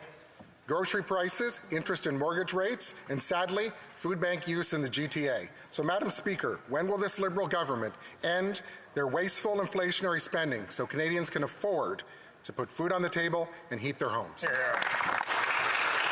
The Honourable Parliamentary Secretary. Madam Speaker, on this side of the House, we know that the programs that we put in place during the COVID-19 pandemic helped 9 million Canadians weather the storm, to stay safe, to keep a roof over their head, food on the table. Madam Speaker, since that time, we continue to invest in Canadians. Over 2 million Canadians have been lifted out of poverty in this country since this government has come into power. May I remind them that 450,000 children are now living better than they could have before. We've put in dental care for children under 12. We're putting in rental supports for low-income families. The opposition... The honourable member for Huron-Bruce. Thanks, Madam Speaker. Gradually, then suddenly, 2015 to now, the Liberals have added $800 billion in debt, nearly doubled the debt. What was the inflation rate in October of 2015? 1%. What was it earlier this year? Over 8%. Now, they've tripled the carbon tax on every single thing you need to live your life. If the Liberals wanted to help Canadians, what could they do? How about cut the carbon tax? When will the Liberals get rid of this wasteful carbon tax? Thank you. Well, Parliamentary Secretary to the Minister of Environment and Climate Change. Well, thank you, Madam Speaker. And yesterday, the Conservatives had the opportunity to vote for affordability, Madam Speaker, and they failed. The other thing they failed on, Madam Speaker, is fighting climate change. But there's good news coming to Ontario, Madam Speaker. The price on pollution is increasing, yes, but the climate action rebate is also increasing, and our citizens from Ontario, the average family of four, will get $244 a quarter. That's $1,000 in people's bank accounts, Madam Speaker. We can fight climate change. We can help affordability. They don't have a plan for... The honourable member for Longueuil-Saint-Hubert. Madam Speaker, Ottawa imposed a moratorium on the herring and mackerel fisheries 2 days before the season started. Do you know what the solution for the Minister of Fisheries was in committee for fishermen with no income? Change jobs. With 2 days' notice, the minister bans people from working, and when they ask for support, she tells them to change jobs.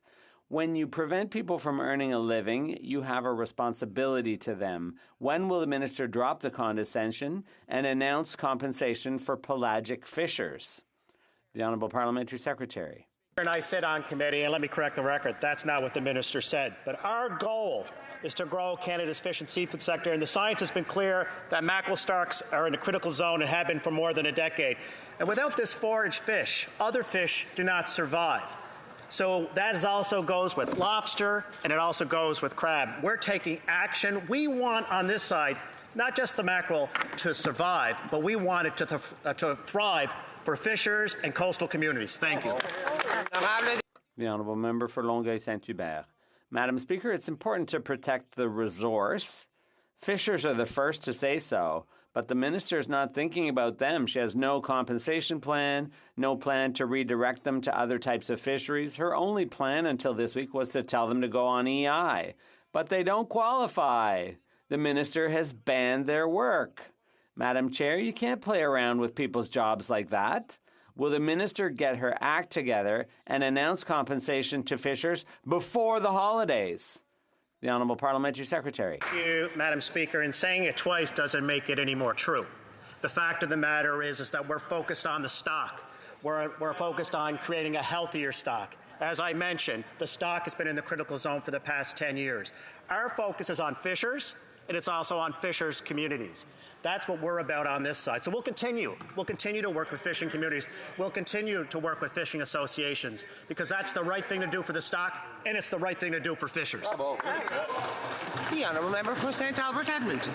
Madam Speaker, the Liberals awarded a contract to protect sensitive RCMP communications systems from espionage to the subsidiary of a company charged with espionage. No security review was undertaken. No consideration was given to Beijing's ownership of the company. The Liberals claim that vigorous security processes are in place. Where were those security processes when this contract was approved? The Honourable Parliamentary Secretary. Thank you very much, Speaker. I thank the member opposite for this important question, and I want to make it very clear to all members of the House that our government takes foreign interference very seriously. Speaker, we are aware about the concerns around RCMP's contract with Sinclair Technologies, and it is our understanding that RCMP has suspended that contract. We are also undertaking a review to ensure that never at any point Canadian national security is ever jeopardized. Thank you very much. Honourable member for St. Albert Edmonton. Madam Speaker, the only reason this contract was approved is because we have an incompetent Liberal government that has repeatedly failed to protect our sovereignty and security from Beijing, from illegal police stations, to interference in our elections, to now this. The contract has been suspended, but it should never have been approved in the first place. Why did the Liberals only do the right thing after they get caught failing Canadians? The Honourable Parliamentary Secretary. Speaker, let's be very clear, and I'm sure all members of this House agree on this part, that safeguarding our democracy and our national security is of paramount importance. This is not a partisan issue. I think this is an issue that we all agree on, and we need to make sure that we remain vigilant when it comes to protecting our national security, and that is why the contract with Sinclair Technologies has been suspended by the RCMP. That is why we are reviewing all mechanisms to ensure that such contracts are never awarded, because, Speaker, once again, safeguarding a democracy and national security is of paramount importance. Thank you. The honourable member for Mégantic-L'Érable. Madam Speaker, despite what the Prime Minister claims, his admiration for the Chinese dictatorship speaks louder than his words. Canadians have every reason to be concerned because the Liberals only take action when they get caught. The CSIS revealed this week that China is the greatest threat to Canadian national security. The U.S. and CSIS have been warning the Prime Minister since 2015. Will this government be influenced by that or by the Chinese? The Honourable Minister. That is an important question because it is worrisome. That contract that should never have been signed. And national security should be at the heart of all our decision-making. And that's why in our new Pacific strategy, we have put a heightened focus on national security issues. The Honourable Member. A lens, Madam Speaker. They're talking about a security lens being brought to these decisions. But CSIS and the U.S. have been warning the Prime Minister for years about Chinese influence. Officials and this government, who are accountable for those officials, awarded contracts to companies closely related to the Chinese dictatorship. And all their solution today is a lens, a new lens. Why do the Liberals only do something when it hits the headlines? The Honourable Minister. I hope my colleague will read the Indo-Pacific strategy because clearly he hasn't yet. Our foreign policy has always been concerned with national security issues, but what we're saying is that it is going to be a part of all decisions made by our independent public service, and that contract never should have been signed. Madam Speaker, veterans, Indigenous people and hunters are contacting my office with serious concerns about the last-minute amendment to Bill C-21. And yesterday, the AFN voted unanimously against it. This government needs to listen and reverse course. It feels like a target on rural communities and has distracted from the original purpose of the bill. It is time for the Prime Minister to see his mistake and fix it. Will he? The Honourable Parliamentary Secretary. Thank you very much, Speaker. I think all members will agree that Canadians expect that our communities and their homes are always safe. They want to ensure that deadly military-style assault guns are not available on our streets. Speaker, and that is the commitment that we made to Canadians. What we are not targeting is lawful hunters. This is a complex piece of legislation. We need to make sure that we take the time to review it carefully so that we can take deadly military-style assault guns off our street. Thank you. Member for Courtney Albany. Madam Speaker, the Liberals promised they would keep people safe from handgun violence, but at the very last second, the Liberals added an amendment to Bill C-21 that isn't about keeping our city centres or children safe, but instead would hurt rural and coastal communities. This bill was supposed to protect people, not go after hunters, farmers, or Indigenous peoples. Will the Prime Minister listen to the outpour of concerns and clean up his mess? The Honourable Parliamentary Secretary. I'd like to thank the member opposite for the question. As a First Nations person, I know that hunting is a constitutional right that's integral to many nations. C-21's intent is to ban handguns and assault weapons like AR-15s, full stop. There has been some confusion, there has been some concerns raised, but the committee will get it right. And we will always respect Indigenous hunters and their right to pass on that knowledge to their children like I plan to pass on to my son. Hamilton East, Stony Creek. Madam Speaker, foreign investment is key for our economy and supports the creation of employment opportunities across the country. And we know that national security goes hand in hand with this type of investment. Can the Minister of Innovation, Science and Industry update this House on what our government is doing to strengthen our investment requirements? The Honourable Minister. Thank you, Madam Speaker, and I'd like to thank my colleague from Hamilton East for Hamilton East Stony Creek for a very important question, Madam Speaker. We know that the economic security, Madam Speaker, is national security. Will members allow the Minister to answer the question? The Honourable Minister. Enthusiasm on the other side for what we tabled just this week. As I was saying, I'd like to thank my colleague from Hamilton East, Stony Creek, for a very important question.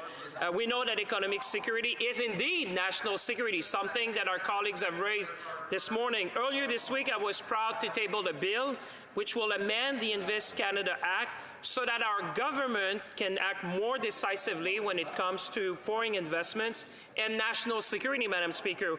We'll continue to ensure. The Honourable Member for Sturgeon River Parkland. Madam Speaker, opposition to these Liberals' proposed ban on hunting rifles and shotguns is growing. Yesterday, the Assembly of First Nations issued a declaration opposing Bill C-21 because it attacks treaty hunting rights. This Liberal government claims that there is no relationship more important than that with Indigenous peoples, but they failed to consult with First Nations, Métis, and Inuit. When will they admit that they failed to respect the rights of Indigenous peoples and scrap Bill C-21? The Honourable Parliamentary Secretary.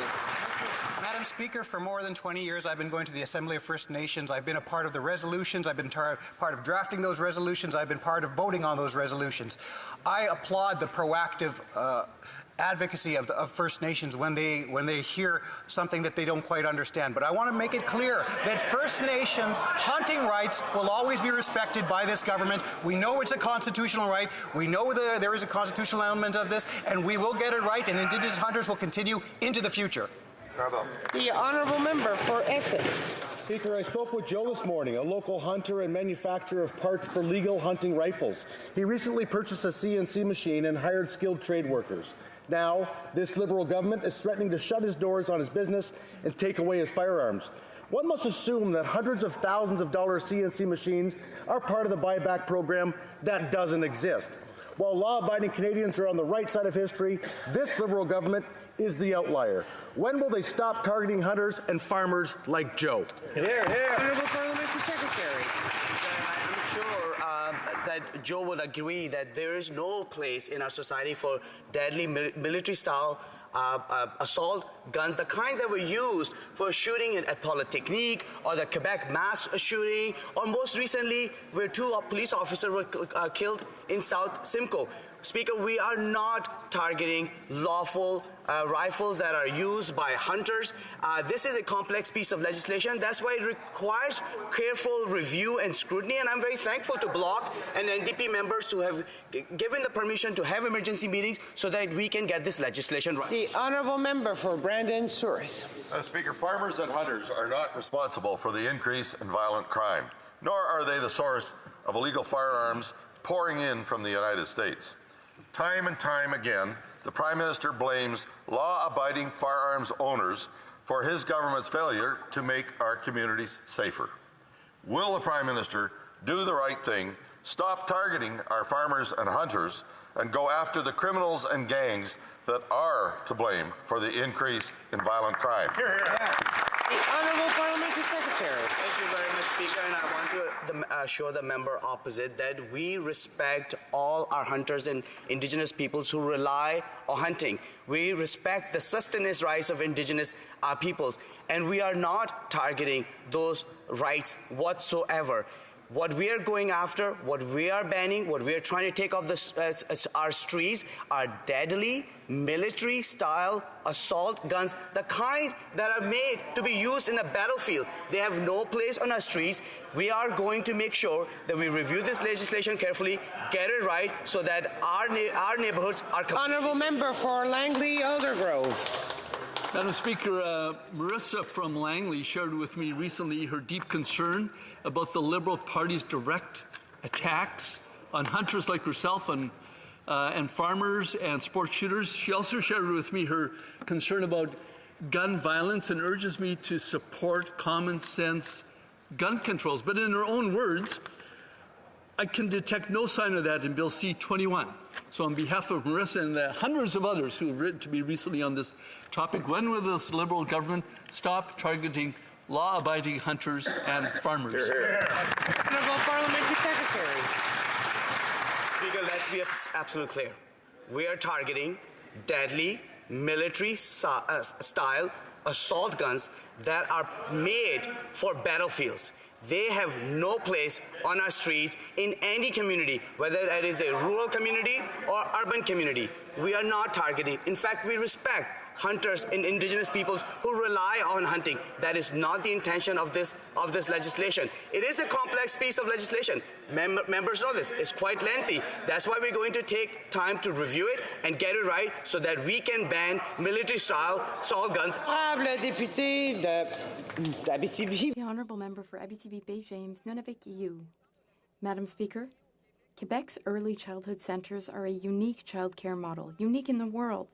Quebecers are proud, rightly so, of their childcare centres. Not only do our childcare centres socialize Quebecois children in an outstanding way, but also, since their creation, they have enabled millions of Quebecers to have greater access to work.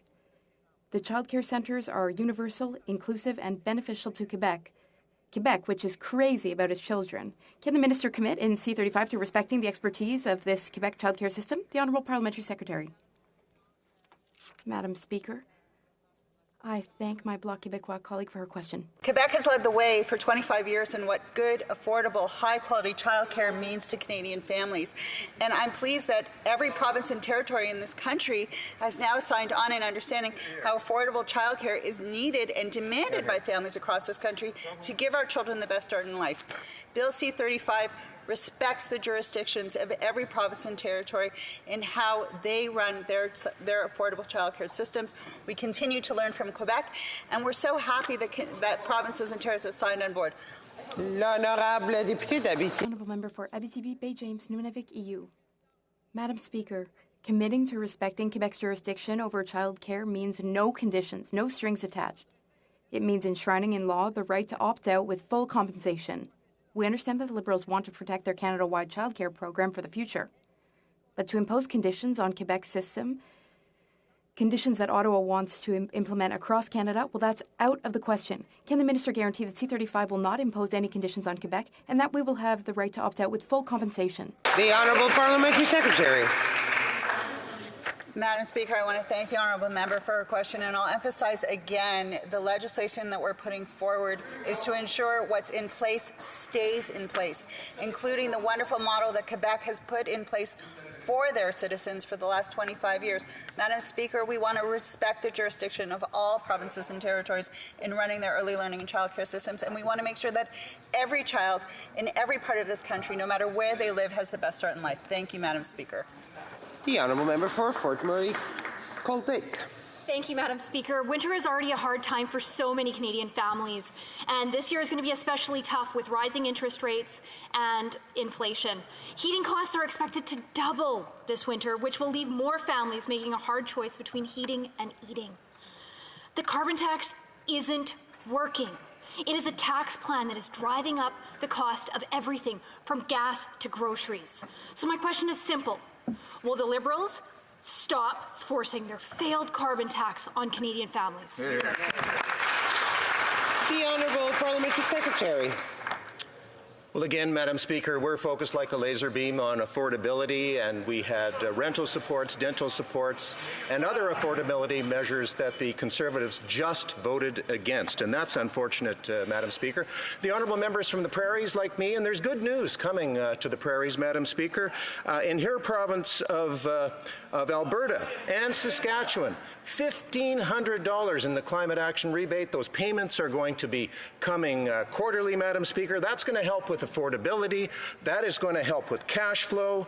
And, Madam Speaker, that's going to help reduce pollution and drive innovation. Member for Fort McMurray, Cold Lake. Thank you, Madam Speaker. But unfortunately, that's absolutely cold comfort for families that are struggling right now to keep the heat on in their homes. More Alberta families are going to be paying in carbon tax than what they'll receive back. The Parliamentary Budget Officer has made that exceptionally clear.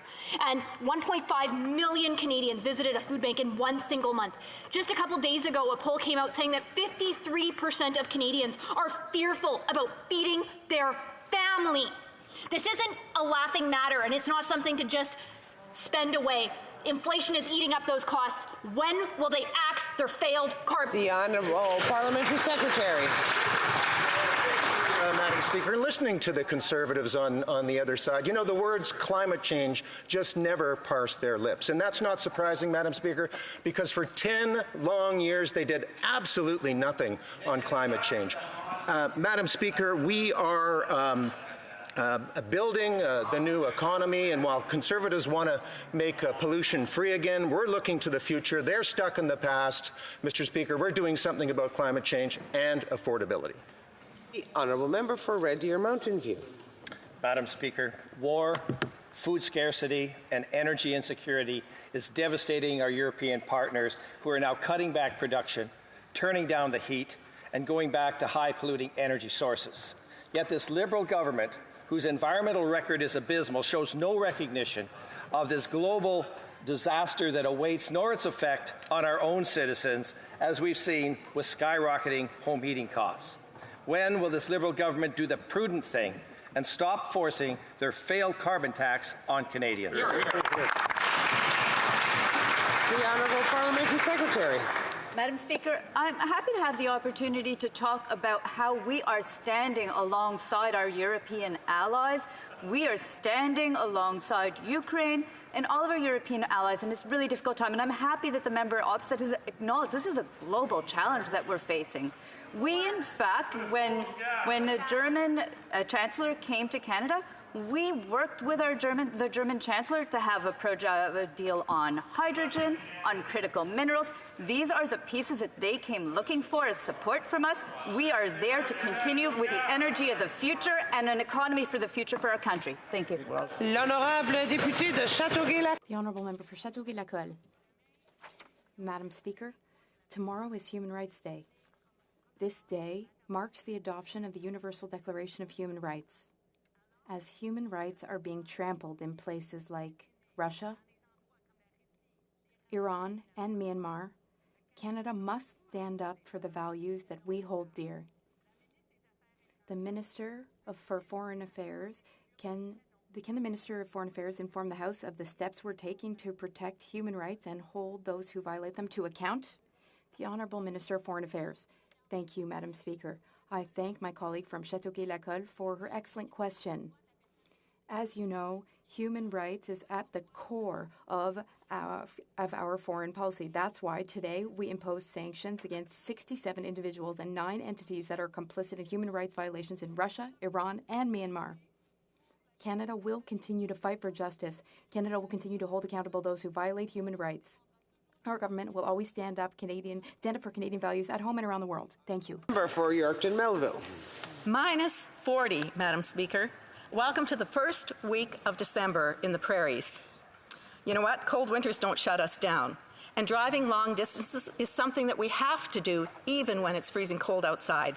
But something we should not have to do is wear our winter coats inside our homes. When will this Liberal government stop forcing their failed carbon tax plan on Canadians? The Honourable Parliamentary Secretary. Madam Chair, the honourable member mentioned the prairies where I am from. I wonder if she knows that in Manitoba we had 2 1-in-300-year floods that cost $1 billion each.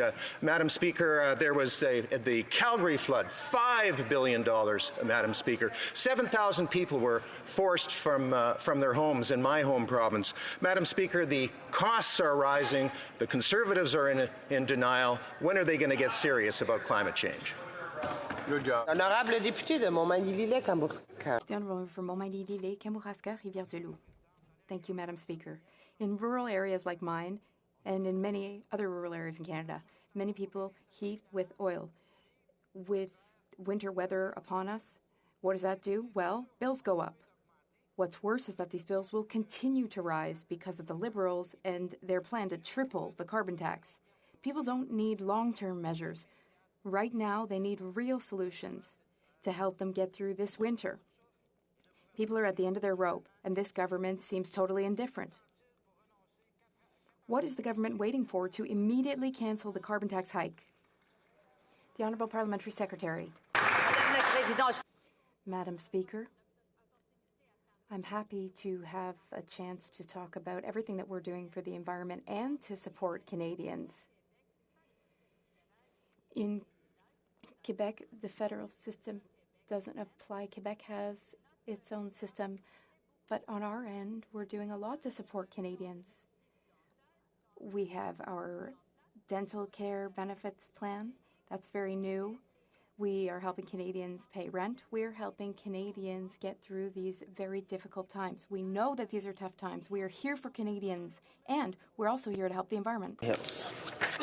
Madam Speaker, since 2017, Canadian diplomats and their families that were posted to Havana, Cuba, have complained of suffering from unexplained illness, despite the Prime Minister saying that he takes this, quote, very, very seriously, end quote. This has dragged on for years without a resolution. Last month, the government appointed Justice Cromwell to mediate for the families, but not the diplomats. Is the government going to resolve this matter, or is it going to throw these public servants under the bus and blame them, like the government did yesterday with the RCP contract with Sinclair Technologies? The Honourable Minister of Foreign Affairs. Thank you, Madam Speaker. I am concerned, as my colleague is, about this very issue, and I look forward to working with him on it. Obviously, the health and safety of our diplomats and their families is at the core of our priorities, and we are working with the RCMP, working with Health Canada, working also within Global Affairs Canada through an expert team to address this issue. But as mentioned, it would be a pleasure to work with my critic on this. Thank you so much. The Honourable Member for Richmond Centre. Madam Speaker, yesterday the Minister of Family, Children and Social Development introduced Bill C-35 in this House to enshrine this Canada-wide early learning and childcare system into law. On this side of the House, we know just how important access to affordable, quality, and inclusive childcare is for the economy and women empowerment. Last Friday, the Prime Minister announced in Richmond that British Columbia reached its target to reduce childcare fees by 50%. Could the Parliamentary Secretary for Family, Children and Social Development... Parliamentary Secretary. Thank you, Madam Speaker. I'd like to thank the honourable member from Richmond Centre for his question. Bill C-35, Madam Speaker, will enshrine the Canada-wide early learning and childcare system into law, ensuring that a future government couldn't unilaterally cancel the agreements. Bill C-35 is necessary because we know that Canadian parents are counting on us to have affordable childcare available to them, and they're planning their family budgets with this in mind and their futures. Our government is committed to delivering affordability measures to help Canadians, and affordable childcare is a hallmark of that commitment. Madam Speaker, I invite all members... The honourable member for Nunavut. Nunavut need to hunt to feed their families and to protect themselves from dangerous predators such as polar bears.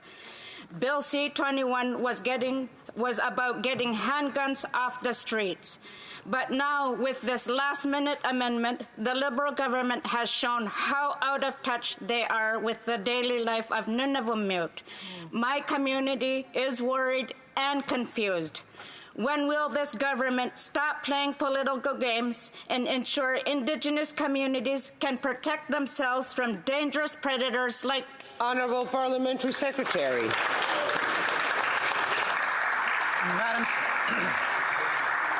Madam Speaker, I'd like to thank the member opposite for her question. We've heard from many Northern MPs who live in different realities than many of us do in urban centres. We know that there's been concerns. There's been some misinformation on C-21. We know the committee has added 2 extra meetings to make sure that we're getting it right, because we always want to make sure that we're respecting Indigenous hunting rights. Our government will continue to do that. We know it's a constitutional right, but it's also the right thing to do. The honourable member for Saanich Gulf Islands. Thank you, Madam Speaker. I speak to you from Montreal, where the world is gathering for COP15 in a desperate last-chance effort to save endangered nature. But you don't have to look far. You don't even have to look as far as Fairy Creek on Vancouver Island or the threatened caribou habitat in the Boreal.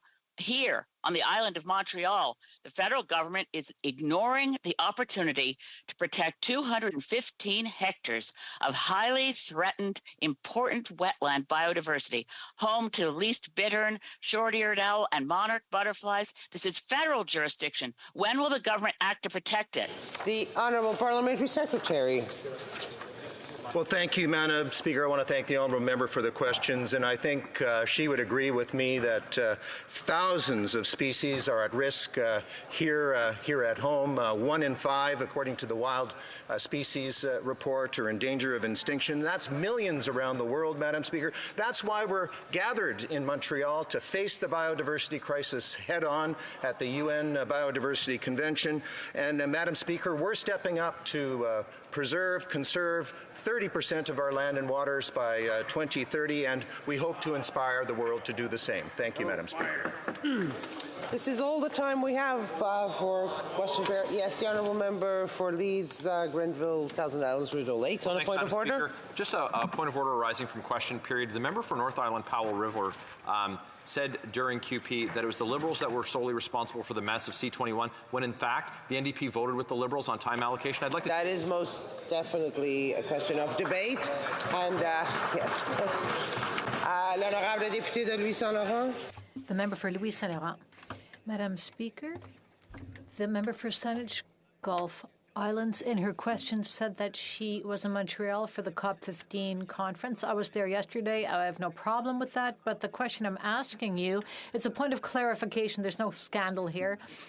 Can a member mention where they are when they are not physically in the chamber? As far as I know, you can't do that. But I'd like to get clarification from you. That said, I believe it's a relevant issue. Absolutely. I've just noted that with some other colleagues. I'll take that under consideration because this has already happened. Again, I'll take it under advisement and check in the standing orders. Affaires courantes. Daily routine of business. The Honourable Parliamentary Secretary to the Government House Leader. We're under tabling of documents, I understand, Madam Speaker, so pursuant to Standing Order 36.8a, I have the honour to table in both official languages the government's responses to 13 petitions. These returns will be tabled in an electronic format. Introduction of government bills. Statements by ministers. Rapport de délégation. Reports from interparliamentary delegations. Presenting reports from committees. Dépôt de Introduction of private members' bills.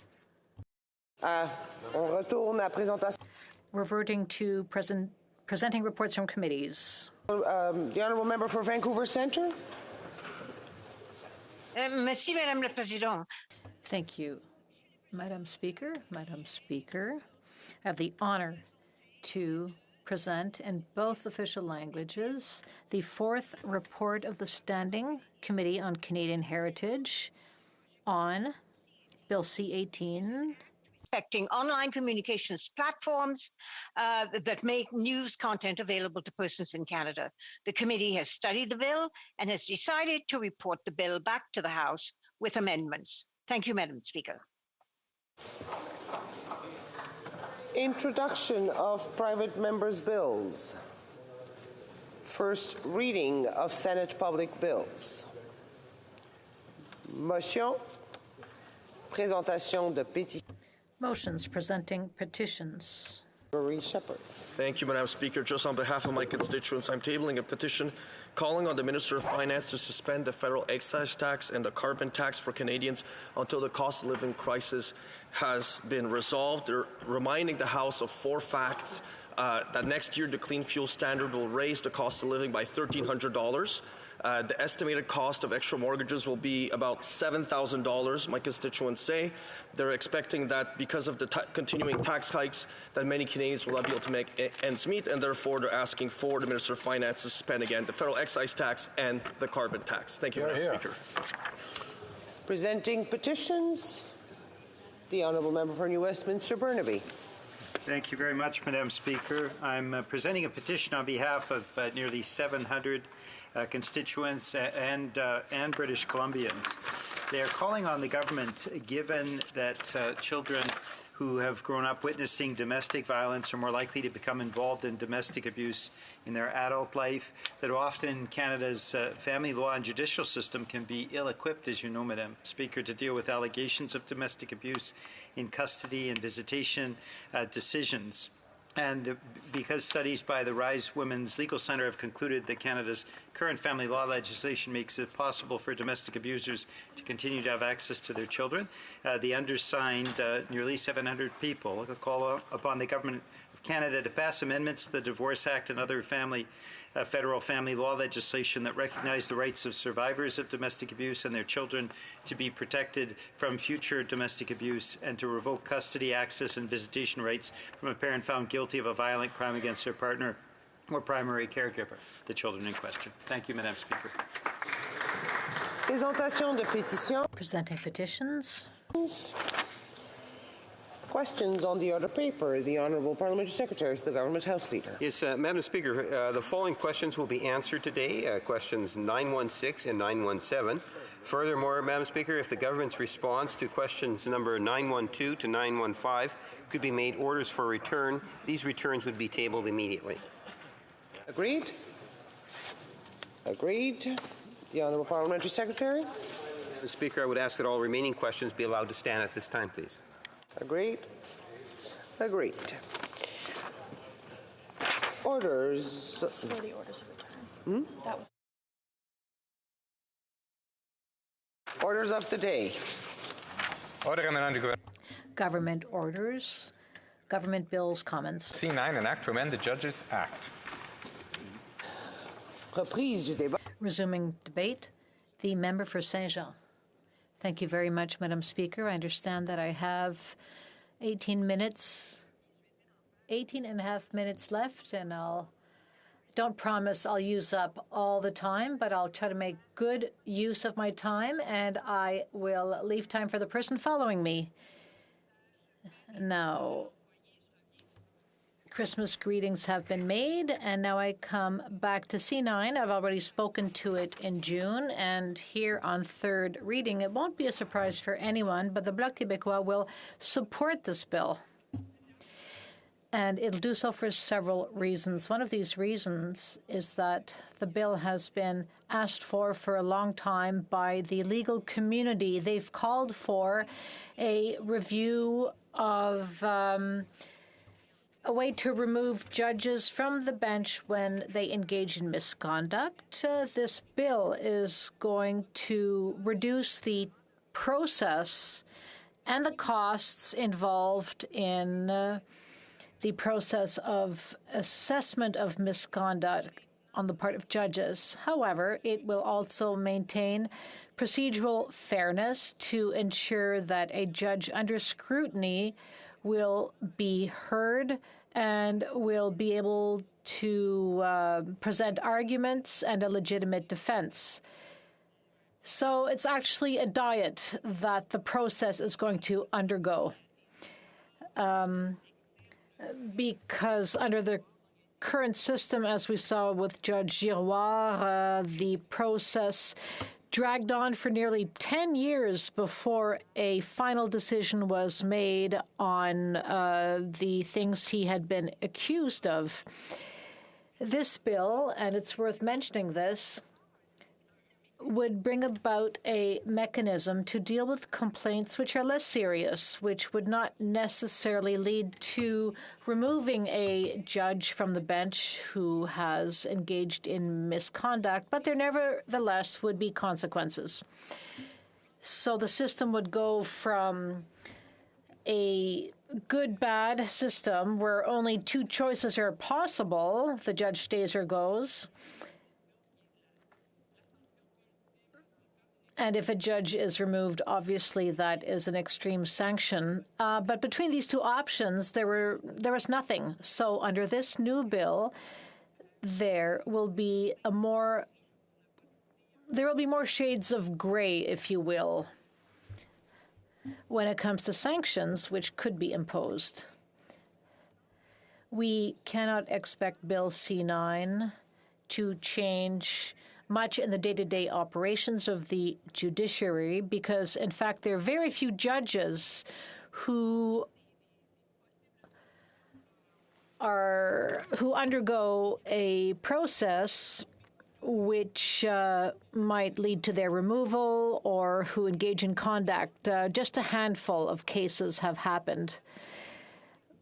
But these cases affect the way Canadians perceive the legal system. And if there is a judge who is placed under scrutiny, we can now expect the process to be less criticized by Canadians because it will be much more efficient.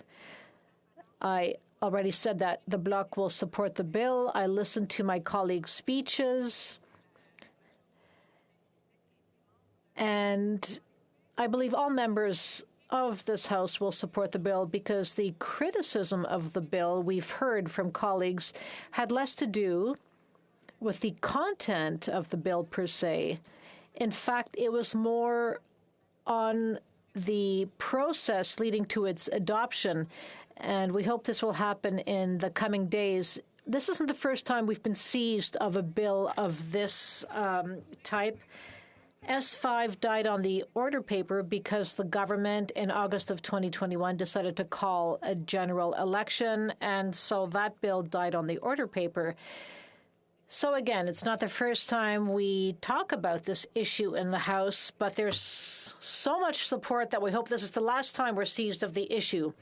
So with this bill, we maintain an essential principle in our democracy, which is that judges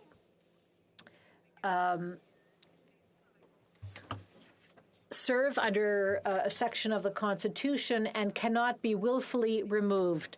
Judges of superior courts will hold office during good behavior, but shall be removable by the Governor-General on address of the Senate and the House of Commons. And Judge Dalphon, who is now a senator, had spoken to S5, and I believe it's worth quoting him. He said, "By imposing a process by which allegations of misconduct against the judge are first and foremost dealt with by judges, the Judges Act protects the judiciary from intimidation or reprisal by the executive or litigants. Moreover, because the Act provides that parliamentarians may exercise their constitutional power to remove a judge from office only after receiving a report and recommendation from the Council, Canadians can be assured that this measure, intended to be exceptional, is taken only when truly warranted. So, in a way, we are distinguishing between the different powers in a democracy, the executive, the judicial, and legal powers. So if a judge is removed, it will not be for political reasons. Now, the current system is recognized as being one of the best in the world. The process to remove a judge for misconduct, it was good, but there was a lot of room for improvement, and I will mention some of the pitfalls of the current system. I've already said that the current process is extremely long. Now, it was possible under the current system to put in appeals and judicial reviews along the way, and you could weave in and out the legal system. You could go to several levels of appeals, and again, one case dragged on for 10 years. And one of the problems with that was that there was actually a financial incentive for the judge in question to drag things out, because while all these appeals and judicial reviews were being heard, the judge would continue to be paid and pension benefits would continue to accrue. So there really was an incentive for a judge not to get a final decision anytime soon. So that's something that Section 126 in the new bill would fix. It says that for the purposes of calculating pension benefits, if the committee decides that removal is justified in this case, then it points out two different cases. One, if the decision is set aside by a decision of the Supreme Court of Canada or by the decision of an appeal panel, if the appeal panel's decision is final. And B, the minister's response under subsection 141 provides that no action is to be taken to remove the judge from office. Or C, the matter of removal of the judge from office is put to one or both houses of parliament and is rejected by either one of them. So if the complaint is dismissed, the judge keeps all of his or her benefits, but otherwise, as of the date of the decision being certified, all the pension and salary benefits. So that, in other words, there's no incentive for a judge to drag things out now, once this bill is passed. Another thing is that this bill provides for a broader range of penalties or punishments, if you will, because previously there was nothing coercive about the sanctions. People could, by agreement, but nothing could be imposed on a judge. But now there's a whole range of disciplinary measures that can be taken. And in Section 102 of the new Act, it says, if the review panel does not refer the complaint to the council under Section 101, it may dismiss the complaint or take one or more of the following actions if it considers it appropriate to do so in the circumstances. A, issue a private or public expression of concern. B, issue a private or public warning. C, issue a private or public reprimand. D, order the judge to apologize either privately or publicly by whatever means the panel considers appropriate in the circumstances. So that's coercive, that's an order. E, order the judge to take specific measures, including attending counseling or a continuing education course. F, take any action the panel considers to be equivalent to any of the actions referred to in paragraphs A to E. So there's a wide scope here. The committee is given quite a bit of leeway. And finally, with the consent of the judge, take any other action that the panel considers appropriate in the circumstances. So there could be a lot of different consequences and ways of improving a judge's future performance without going to the very ultimate option, which is to remove the judge from the bench altogether. So this improves the options, but it also reduces the heaviness or the cumbersome character of the procedure. And previously, under the Judges Act, there could be as many 17 judges involved in setting up a panel, and we already have a shortage of judges, so we really can't have a judge. We can't have 17 judges pulled from the circuit to deal with a disciplinary matter. And so the new version of the Act allows for smaller panels than previously, and it also allows for some internal processes, appeal process, which would limit the number of the number of cases that would actually have to go to an external court. And as an aside, the issue of having to resort to the courts to adjudicate these claims, and the fact that the courts are already overburdened. Well, C9 is not the solution to our overburdened court system. There are other steps that need to be taken, and of course there will be more debates and the other steps that may help alleviate the problem. But for example, having virtual hearings, that's one thing that will help lighten the load. But if we don't have enough judges, then the system will not be able to function.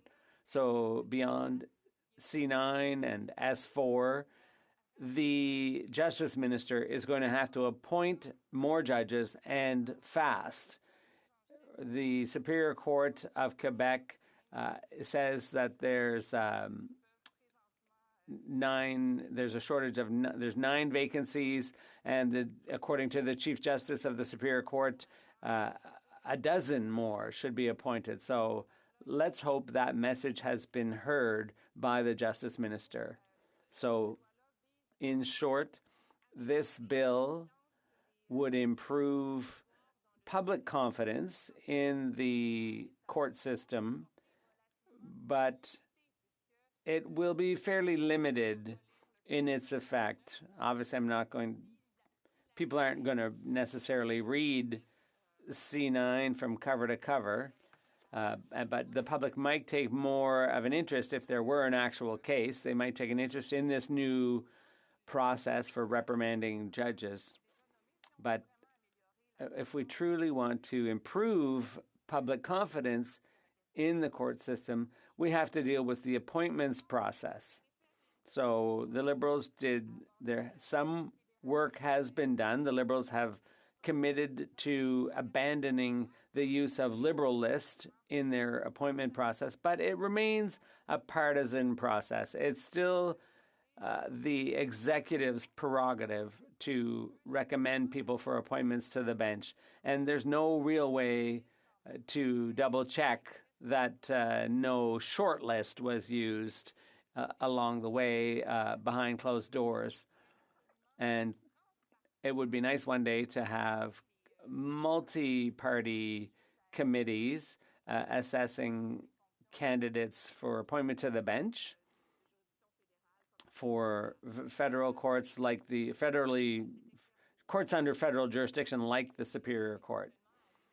And what the European Union is doing is looking at its processes in order to boost public confidence in their institution. And the Albanian Justice Minister currently has no power over appointments made in that country. It's an independent arm's-length committee that makes the appointments, and the statistics show that there's no long waiting periods, that their courts are not overburdened, but the appointment system there allows for a true separation of power between the executive and the judiciary. And that's something that this court, this place, the House, should probably look at. We should look at some alternative ways of appointing judges. So I'll stop there, Mr. Speaker. So C9 is a good thing. It's an improvement. Perhaps it's taken a bit too long to get this far, but there's still work to be done, and the Bloc will always be a partner that's open to considering improvements to our legal system, and including in that our way of appointing judges. Questions and comments? The Honourable Parliamentary Secretary to the Government House Leader. I was thinking at the beginning in terms of just asking the importance of the passage of the legislation and actually encouraging to see the type of unanimous support the legislation is receiving. I think that speaks well of the legislation itself. It also adds value to what I've made reference to in the past, and that is public confidence in our judicial system and its independence. Then the member started to talk about the appointment process.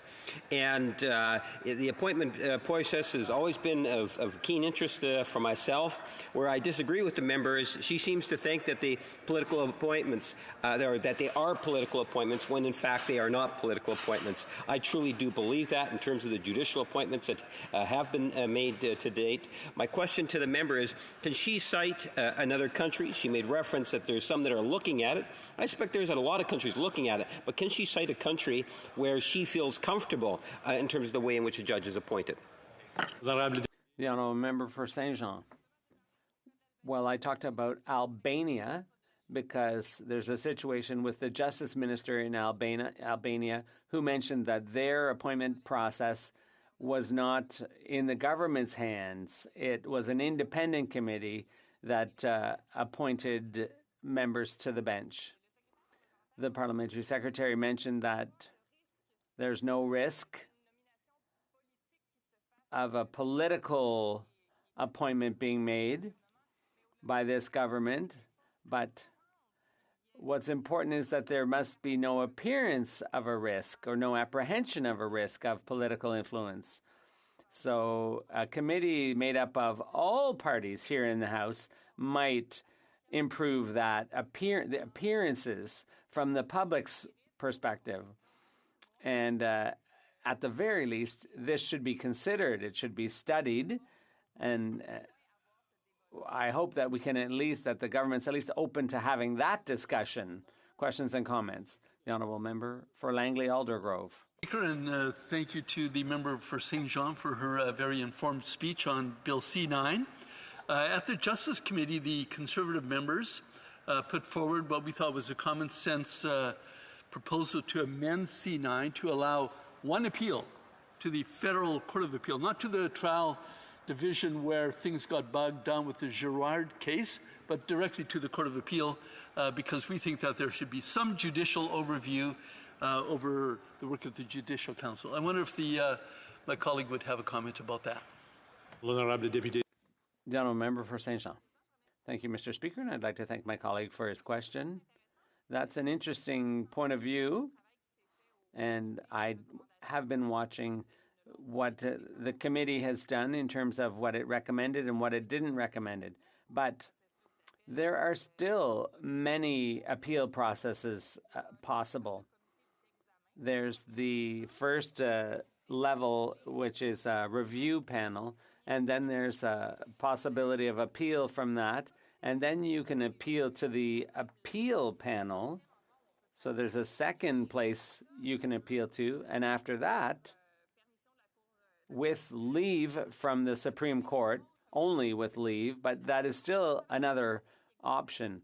So there are already 3 avenues of appeal, and there are procedural guarantees, procedural fairness, and so on. So there's already 3 levels of appeal, like we have in our ordinary courts. There's the guarantee of procedural fairness. And so I think there's enough safeguards to ensure that a judge's rights are respected. Questions and comments? The Honourable Member for Hamilton Centre. Thank you, Mr. Speaker. And New Democrats support the modernization of the complaints process and adding alternative remedial options beyond the current sole option of the removal of the bench.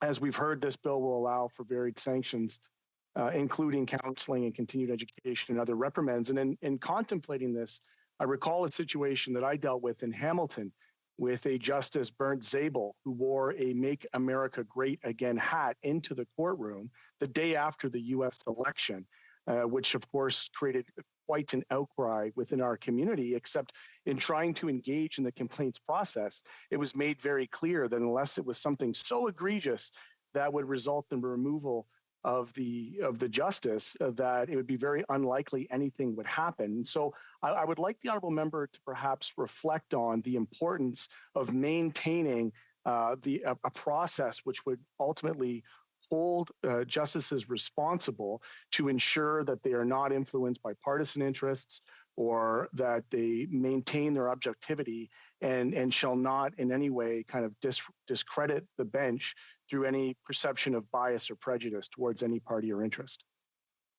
L'honorable député de Saint-Jean. The Honourable Member for Saint-Jean. Mr. Speaker, there's a whole bunch of things I could say in response to that. Good question. So in terms of the review process, which the member referred to, if the complaint is dismissed, one of the recommendations that could be made is that the person that the complainant should be informed of the reasons for the dismissal. So at minimum, there should be an explanation given to the complainant for why the case didn't go forward.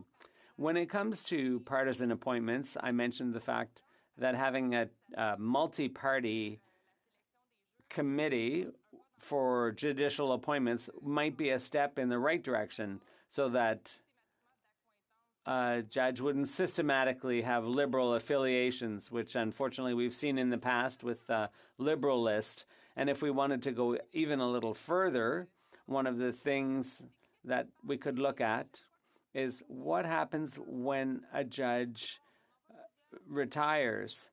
Often they end up going back to big law firms, but sometimes they work for lobby groups or more partisan endeavors. So perhaps we should look into what options are open to judges at the end of their judgeship, at the end of their career on the bench. There might be, on the private market, if you will, what are their options?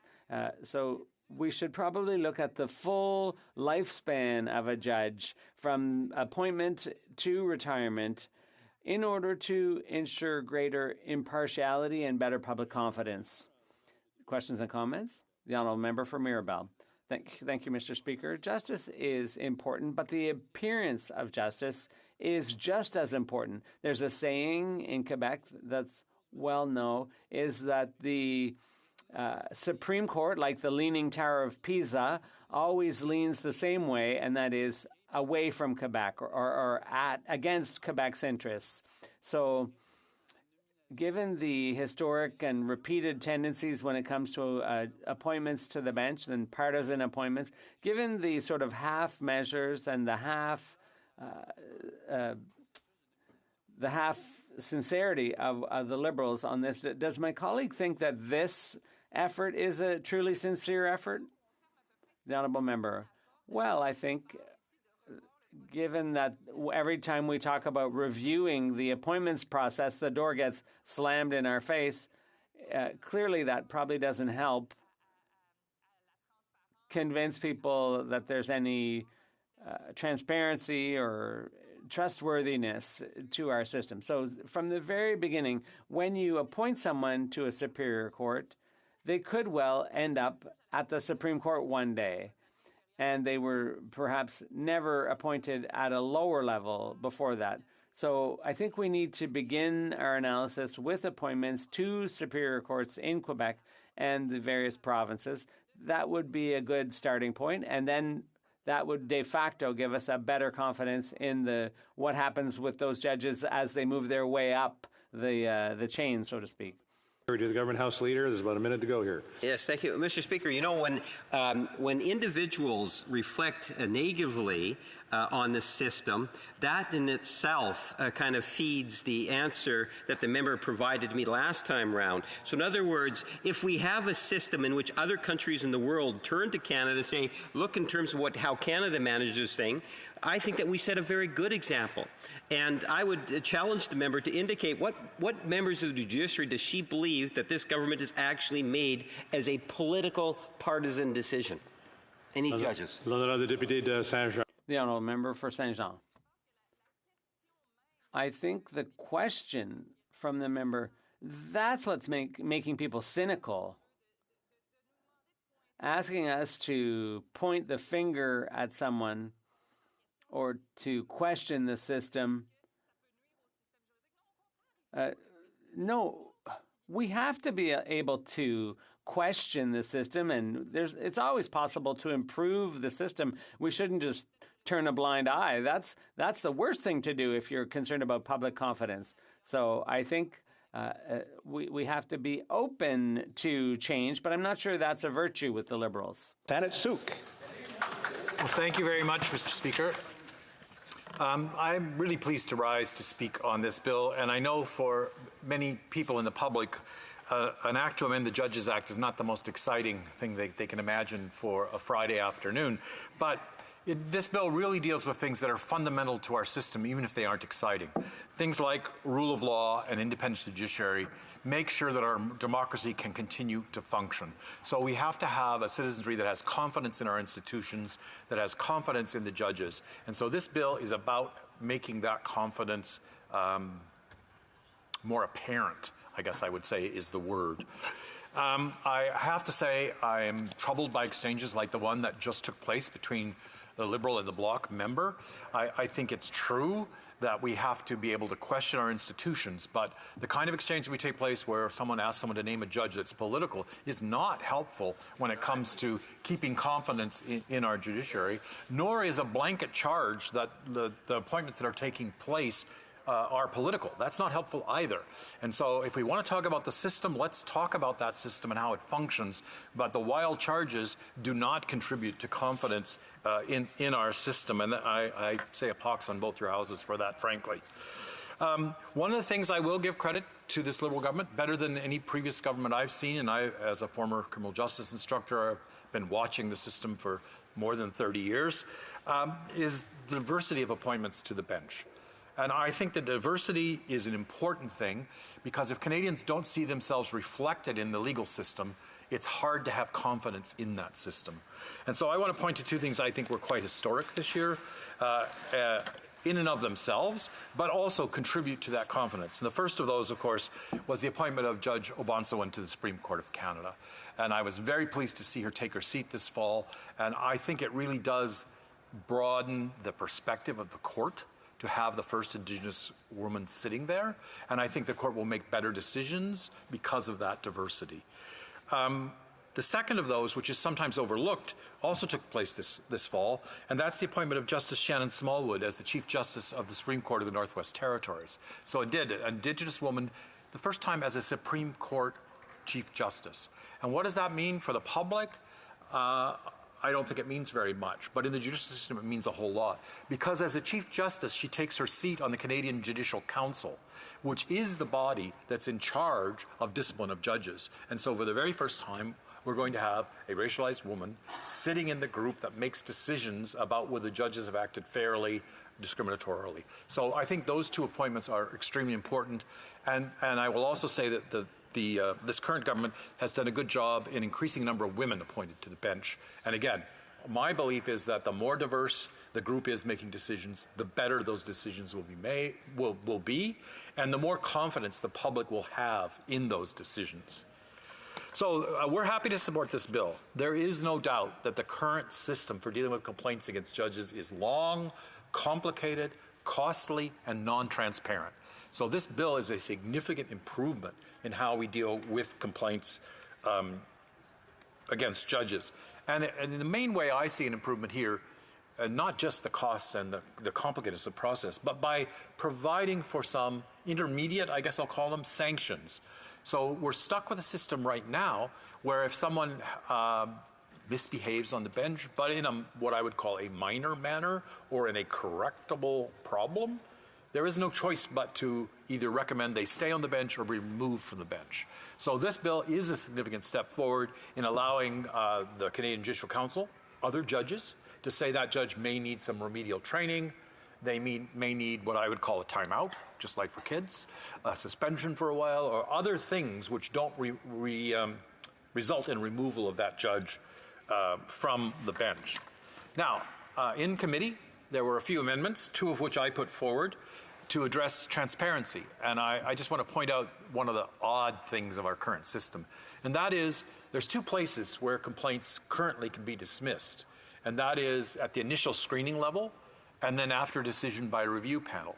And the current system, and before it was amended, C9 maintained this curious practice of saying, we're going to give you a summary of our reasons for their decision, but we're not going to give you the reasons. And if you want the reasons, you have to file an appeal. And then what's the first thing that happens when you file an appeal? You're given the reasons. So anybody who looks at that with a basic sense of logic and fairness would go, why don't we release those decisions? So two amendments were adopted by the committee which reverse that presumption. And the presumption now going forward will be, unless there's a public interest or a privacy concern, complainants will get the reasons for cases or complaints against judges being dismissed. And I think that's very important for the individual complainants and their confidence, but it's also important for confidence in the system as a whole. The two other amendments I put forward were rejected, and I want to take a minute to talk about both of those. One of those was brought forward by the Canadian Council of Muslims, and I think it raised a very important concern, and unfortunately other parties on the committee did not share my view of their suggestion. And what they said is that at the initial stage, the reasons that are listed for dismissing a complaint would be that it doesn't amount to discrimination. And so their concern was that in law, discrimination has a very narrow definition. And so their concern was that cases could get dismissed without being investigated. And so they put forward the proposal that we add in that section to discrimination or actions substantially similar to discrimination. So because it's the gatekeeping function at that first step, they were suggesting we broaden that a bit more. And I was disappointed the other parties did not agree to that suggestion. So that one, I guess I'll say, I was moving an amendment on behalf of complainants who wanted to see, again, a bit broader look at those complaints before being dismissed. The other, I was actually on the side of judges. And I think there's a significant flaw still in this bill, although we will support it because it is an improvement. But I put forward an amendment saying that the appeal for a judge to the decision of the Canadian Judicial Council should not be the Supreme Court of Canada, but rather should be the Federal Court of Appeal. And let me take just a moment to explain that very obscure difference. What we're dealing with here is judges judging judges. We know that when it comes to complaints. And the Canadian Judicial Council is composed of judges. By making the appeal to the Supreme Court, there is no right of appeal. The Supreme Court only accepts applications for leave to appeal, meaning they'll decide if your case is important enough, and they have a very high bar for hearing cases. So they've said we'll only hear cases that are of substantial national importance or raise important constitutional issues. They only hear about 8% of the requests to hear cases. So in fact, we're leaving judges judged by their peers with nobody from outside getting a look at that decision. And so I was disappointed. Now, some of my colleagues said to me, but the Court of Appeal is also judges. But there's a different function. When the Canadian Judicial Council makes a decision on complaints, they're defending not just the complaint, they're defending the whole confidence in the judiciary, the whole integrity of the judicial system. They have a bit of a different function. If a complaint was referred to the Court of Appeal, their appeal court judges, they look at that case and the procedural fairness for that judge. So, fortunately, there are very few of these cases, and I am prepared to support the bill, but I am concerned that we've not left an effective appeal mechanism to the, what I'll call at this moment, the closed club of the Canadian Judicial Council. So, having said that, I would like to have seen those two amendments added. They weren't. It's still a good bill. It's still something we should proceed with. I have to say, I can't let it pass, that this could have, of course, been done before the last election, could have been done in the last Parliament, and sometimes I just don't get why my colleagues on the Liberal side are so slow to get things done which have broad support within the House of Commons. But I'm glad to see it here. I'm glad to see it moving forward. I'm glad to see we're going to get this done. And I think it will contribute significantly to the confidence in the complaint process by being more transparent, by being quicker, but it will also contribute to the overall confidence in our judiciary while still protecting the independence of judges. Thank you very much, Mr. Speaker. Questions and comments? Question and commentaire. The honourable member for Langley-Aldergrove. Well, thank you, Mr. Speaker, and I would like to thank my colleague for his thoughtful speech on Bill C-9. He and I serve on the Justice Committee together, and I see that the NDP are claiming credit for putting forward a motion around the Federal Court of Appeal. And it is true, they did that, but so did the Conservatives. So we supported that amendment. And because he and I are in full agreement on it, I suppose it wouldn't really make a lot of sense for me to ask him a question about that. So I will ask him this question a little more generally. Does he feel that with Bill C-9, the independence of our judiciary, which is so crucial to our justice system, is still fully protected? Member Esquimalt, Saanich. Thank you very much, Mr. Speaker. And the member is quite right, and I do apologize for failing to mention that the Conservatives had supported the amendment on the appeals by judges. I got mine in first, but that's why it was the one considered. But no, honestly, I do appreciate their support for that, and I think we do share that same concern that maybe we've, in our attempt to get a faster, more efficient process, we took a step too far there when it comes to those appeals. Do I think the independence of the judiciary is protected? Yes, I do. I think it is protected. But again, to me, there's some other things other than independence and confidence in the complaints process that are important. And I am going to once again say I think that the work the government is doing to make sure we have a judiciary that reflects the face of Canada is also important. Questions et commentaires, l'honorable député. Questions and comments. The Honourable Member for Saint-Jean. Thank you, Madam Speaker. I thank my colleague for his speech and for the work he did in committee, which he talked about during his speech. It's interesting to hear about the amendments and suggestions that were made throughout the process. Now, I don't claim to say that there are justices who are impartial, or that justices themselves need to be impartial. It's, in fact, the system itself that should be impartial, and we should ensure that there is no appearance of partiality. Now, as for possible appeals to the federal court, we know that not all appeals in the system. So would he wish that appeals to the federal court be in their own right? Does he feel that processes are unduly extended? If it goes to the Supreme Court, for example, we need to have elements which justify an appeal rather than just using it as a delay tactic. Thank you very much, Madam Speaker. And first of all, let me start by saying I respect the work that the member from Saint John does in this chamber. She's a very diligent and thoughtful member of Parliament, and I respect her contributions. I will extend my same caution, though. Whenever we talk about impartiality of judges, we need to keep our focus on the system and not on the individual judges, because we do inadvertently do damage both to the judiciary as a whole and potentially to individual judges when we talk about the appointment process in individual terms. So I agree with her that we have to be able to question that process, but I urge us to keep our focus on that process.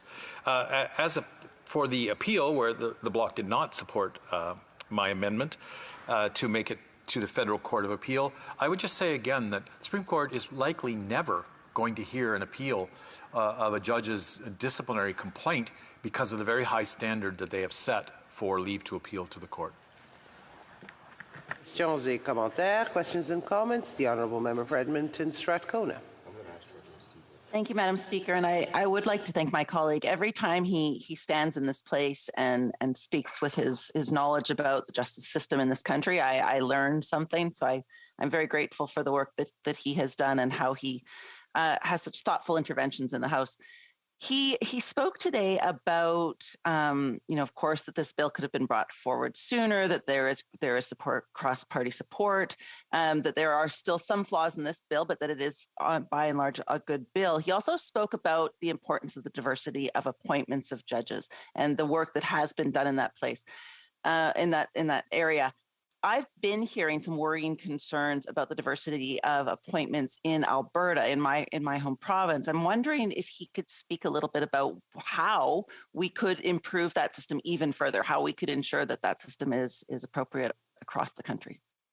The Honourable Member for Esquimalt, Saanich. Well, I thank the Honourable Member from Edmonton Strathcona for her question because it is a serious concern. And unfortunately, what happens in our systems is the funnel starts removing diversity very early. And so if you're ever going to be a judge, first of all, you got to go to law school.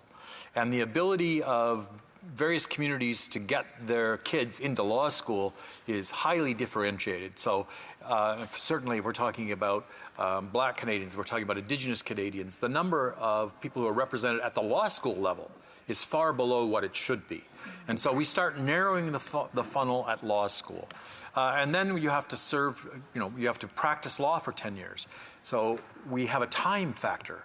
Even if we improve the diversity in law schools, which we are doing, it's going to be a 10-year time lag before someone is eligible for appointment to the federal judiciary. So that funnel, again, is narrow and it takes time. So I don't know the details of Alberta. Being a British Columbia MP, I haven't looked at the appointments in Alberta.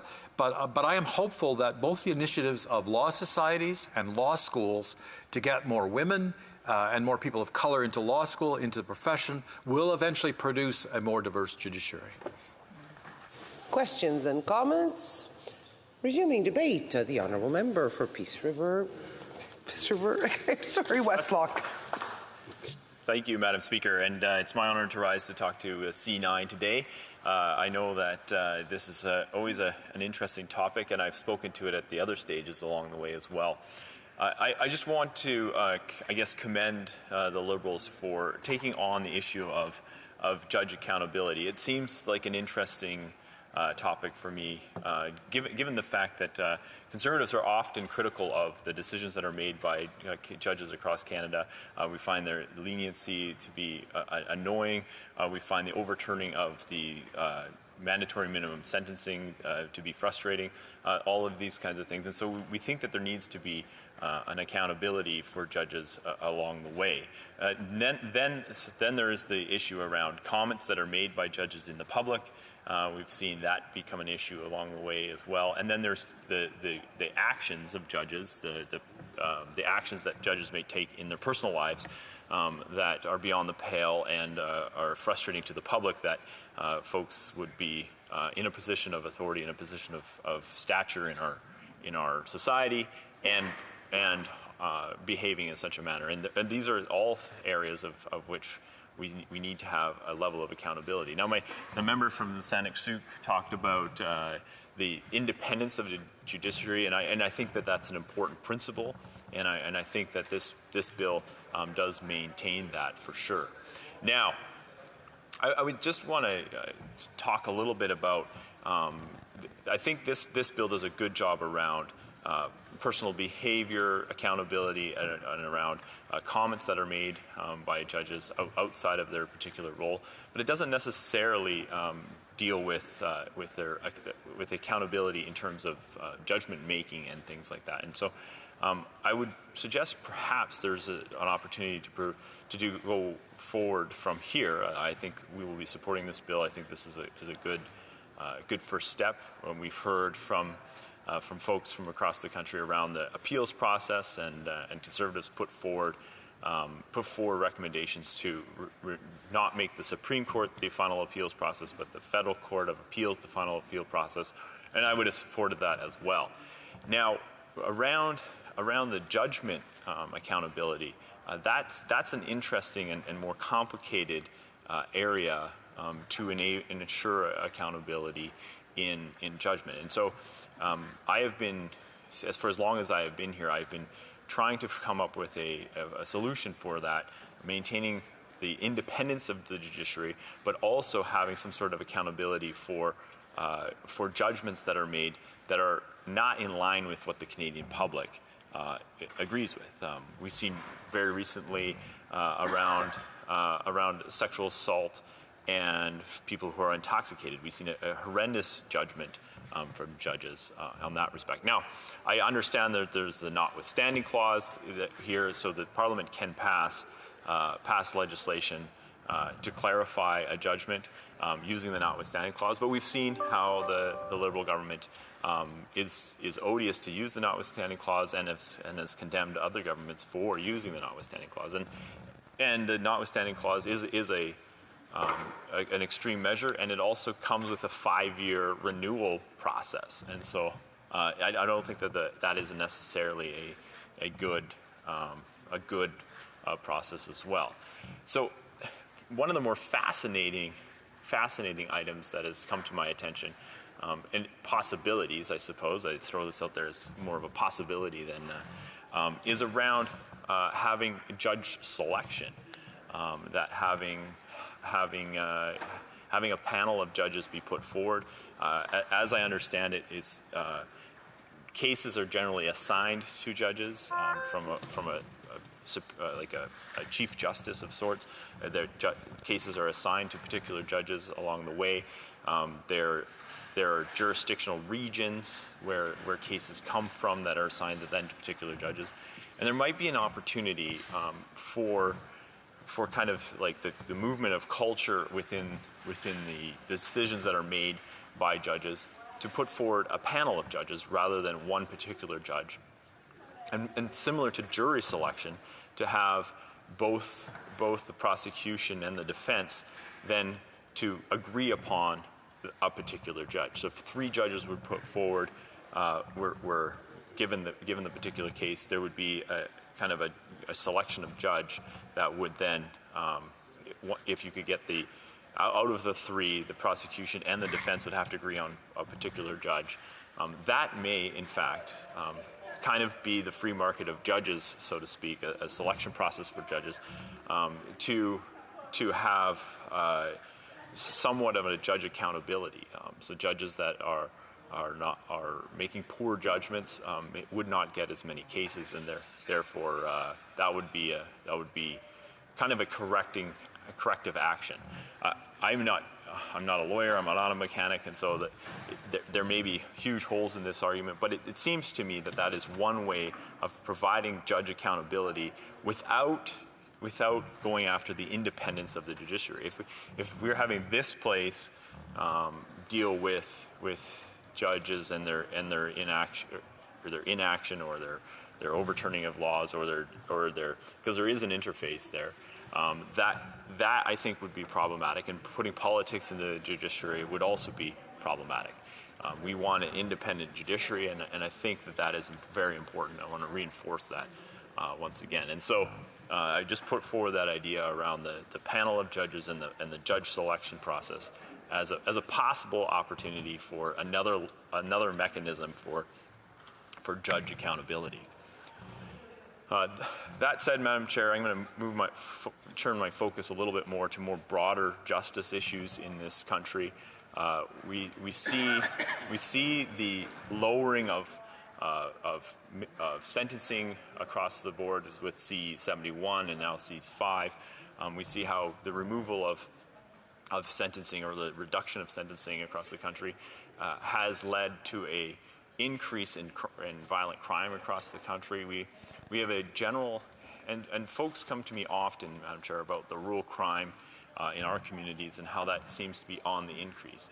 And some of it is a lot to do, not so much with the laws, because the laws haven't changed a great deal in terms of justice over the last 7 years, but the attitude has, and that's really what frustrates me about the Liberals. The Liberals' lack of emphasis on justice, their emphasis on the rehabilitation of the criminal, but not the emphasis on the aid to the victim or the survivor.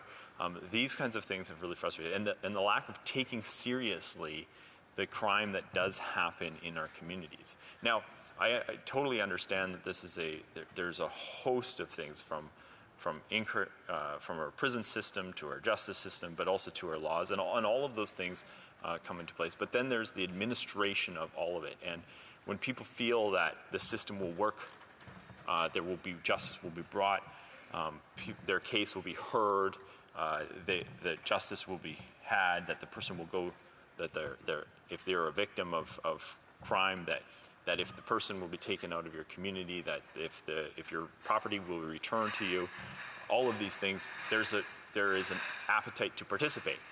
If none of that stuff is seemed to be happening, there is an increasing issue of people not interested in participating in the justice system. And that goes in either two directions. It goes into desperation in terms of not feeling like our country is caring for them, but it also goes into vigilantism, where people take things into their own hands. And so that is, I think that the Liberals have completely failed in the administration of justice. And it is probably mostly an attitudinal thing. It's not about the particular laws, it's not about the particular system, it's a lot about where they place their emphasis. And we have seen that since the Liberals have taken power, that rural crime and violent crime across this country has been on a trajectory upward. And that is because victims don't feel like they have that they will get restitution for the problems that they're facing, and criminals don't feel like they will be held accountable either. I've had constituents contact me about some pickup truck rolling into their yard, and they go outside and the people are stealing the scrap metal or the copper right out of their yard, and they confront them, and the criminals say, just call the police. Like, what are they going to do about it? That's exactly what is happening in our communities, and that comes from the tacit support for the defund the police movement. That comes from the lowering of sentencing across the board. That comes from the lack of concern for the victim. That comes from a lack of. It's not a funding issue. You'll hear all of the time, Madam Chair, that the Liberals say, "Well, we're funding more and more for all of these issues." It's not the funding that's the issue. It's the attitude. And we see over and over again. Case in point is probably the border security is tangentially attached to this. Is that under Conservatives, we spend a lot less on border security. We also didn't have a big problem of people coming across the border illegally, because people understood that if they came across the border illegally, we were turning them right back around. When Conservatives were in government, that was the case. And so that's my major frustration. Lastly, Madam Chair, I just want to talk a little bit about the firearm situation in Canada. Here we have the Liberal government has let the veil slip. The Liberal government has been trying to ban, confiscate, make illegal, criminalize firearm ownership in this country. Full stop. They always deny that. They always say, "Oh, we're not doing that." But here they have now let the veil slip, and they have put on an amendment to Bill 21 hundreds of hunting rifles. And when they've got caught, now they're saying, "Oh, no, we didn't mean to. Oh, no, we didn't understand it." Well, Madam Chair, they are the ones that say that they know how to define firearms. They're the ones that are telling us that they have the experts on their side. They're the ones that have said that they've paid for all the studies and all the things. So if they've done all of that hard work, how come hunting rifles are ending up on this list? Why are they ending up on this list? Because the Liberals have let the veil slip. They have been after everyone's firearms, not just the handguns and the which we were fine with. They said, "Hey, you know what? If you're going to do this, you're going to do this. That's we don't think criminals should have firearms." But when it comes to hunting rifles and farmers having the tools of their job, that's where we've drawn the line.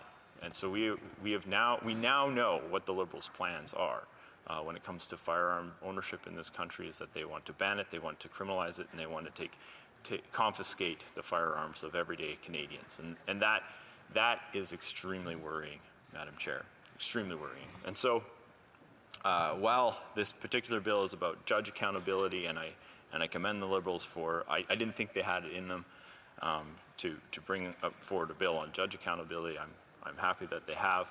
I think that judge accountability is something that we need to ensure that continues in Canada. I've put forward another mechanism for judge accountability, and I'm looking forward to having more discussions on that as well. But I am concerned that the issues that this country faces around justice and law and order issues don't come from the particular laws and systems that we have in this place, but comes from the attitude of the Liberals around their soft on crime, soft or lack of concern around public safety, and it has caused a dramatic decrease in the safety of everyday Canadians, and the running of wild, the unaccountability, the lack of fear that criminals have in this country as they operate on the streets of Canada. That's what I hear more and more from Canadians across the country, is that the criminals operate with impunity. That's what they tell me all of the time. Why do these criminals operate in broad daylight? Do they not fear the police? They don't fear the police, Madam Chair. You hear from Canadians over and over again saying, these criminals do not fear nothing in Canada. They don't fear our judicial system. They don't fear our police. We need to ensure that our police forces have the political backing to do what they need to do to take these guys off our streets. We got to ensure that the justice system puts these guys away, takes the criminals off the streets and puts them away for a long time, to ensure that our streets are safe. Because if you don't have safety in your community, you don't have anything. That is the reality. Safety and security are the fundamental building points of a stable and strong country, and if we can't maintain that, as we watch the other things fall apart in this country, I think it starts with the justice law and order issues right here in this country. Not to mention the inflation issues, not to mention the border security issues, not to mention our inability to get a passport in this country, not to mention a whole host of other things that are falling apart in this country. We need to ensure that our justice system works, that we feel safe to walk around the streets of Canada. And so therefore, I will be supporting this bill, and I look forward to questions and comments. Thank you, Madam Chair. Questions et commentaires, questions and comments. The Honourable Member for Calgary-Midnapore. Yes, thank you very much, Madam Speaker. I certainly know that the member has done incredible work for human trafficking, and so I just was hoping that he could share more of his insights and his experience in the incredible work that he has done relative to the contents of this bill. Thank you very much, Madam Speaker. The Honourable Member for Peace River West Block. Well, thank you, Madam Speaker, and I want to thank the Honourable Member from Calgary-Midnapore for her question. In terms of the work around the fight against human trafficking here in Canada, I am working hard to make Canada have zero tolerance for human trafficking. I know that here in Canada we have a national strategy to end human trafficking and modern-day slavery. That was put in place by a Conservative government back in 2012. It went unfunded from 2016 to 2019. The Liberals have refunded it now. I actually have a bill that I just put on the order paper, Bill C-308, that would mandate a national strategy to end human trafficking from now into the future, and it would also require the Minister of Public Safety to issue an annual report on what the government is doing to fight human trafficking with measurable deliverables. Thank you, Madam Chair. L'honorable député de Mirabel. The Honourable Member. Madam Speaker, not too long ago, a man died on the grounds of Mirabel Airport after the airport authority prohibited its firemen from dousing the flames. So at this point here, we're looking at sanctions for judges. I think we need more accountability for judges because, for instance, the Montreal Airport Authority is acting like a state within a state. It acts without transparency. It is imperiling the health and safety of its own workers, and there's no accountability to taxpayers, Quebecers, and Canadians. Am I the only one here, Madam Speaker, who feels that this is wrong and that we need more accountability in many other areas, including Aéroport de Montréal, the Montreal Airport Authority? Well, thank you, Madam Speaker. The accountability for the Montreal Airport Authority is something that I know very little about. It sounds terrible. I am generally in favor of less government and more democracy. That's would be my take on this. I'm not really familiar with the specifics of what he's talking about, but what I can say is that while I think this bill is a good first step on judge accountability, I did put forward some other recommendations on judge accountability, and I look forward to having discussions about that as well. Thank you. Questions et commentaires, questions and comments. The Honourable Member for St. Albert Edmonton. Thank you, Madam Speaker, and I want to thank my colleague from Peace River Westlock for his speech. In Bill C-9, there is a strengthened review process where allegations are made against judges regarding sexual misconduct, and that's a good thing. But this is the same government that just passed a bill, Bill C-5, for criminals convicted of sexual assault to be able to serve their sentence at home, perhaps next door or down the street from their victim. What does that say about this government's priorities? The Honourable Member for Peace River Westlock.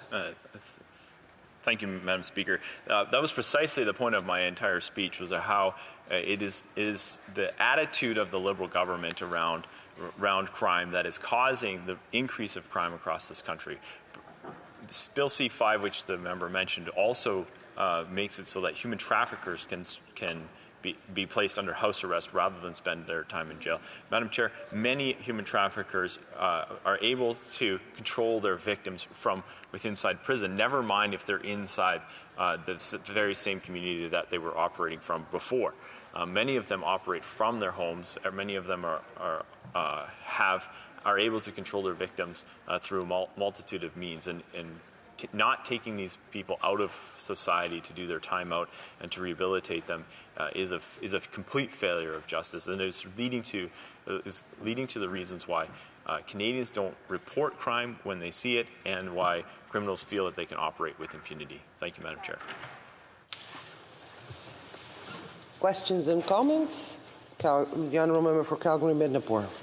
Thank you very much, Madam Speaker. I was very bothered recently to see in the city of Calgary that the Louise Dean School for pregnant teenagers is being shut down and moved to another school in a different location. And I know that the member has had taken an interest in this issue as well, and had done some local advocacy on this issue, and I was hoping that he might give his thoughts on the decision by the CBE school board to move these women to a less safe, less environment that is more supportive to their situation, these individuals to a less safe, less supportive situation. Thank you very much, Madam Speaker. The Honourable Member for Peace River Westlock. Thank you, Madam Speaker. The Louise Dean School has been a gem in Alberta for a very long time. It has helped thousands of women who found themselves to be pregnant while still in high school. The school has a long track record. It is widely loved by the community, and the decision to shut that particular school down is atrocious, and I certainly hope that the decision will be reversed. I know that the member from Calgary has a unique relationship with that school as well, and I look forward to hearing from people from across the country who are concerned about this kind of action taken by the Calgary School Board. Thank you, Madam Chair. Questions and comments? Resuming debate. Is the House ready for the question? La question est la suivante. The question is as follows. Mr. Lametti, seconded by Ms. Carra, moves that Bill C-9, an act amending the Judges Act, be read a third time and adopted.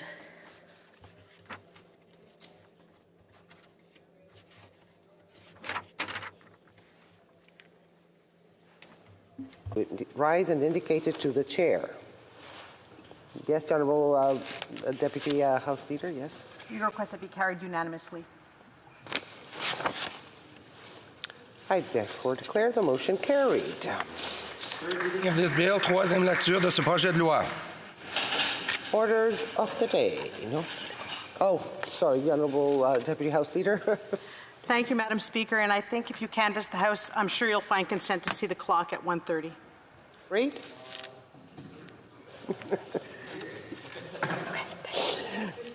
This is just.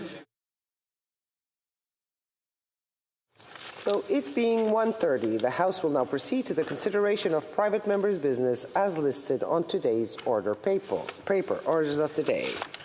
Private members' business consideration at report stage of Bill S-219, National Ribbon Skirt Day Act, standing in the name of Mrs. Atwin.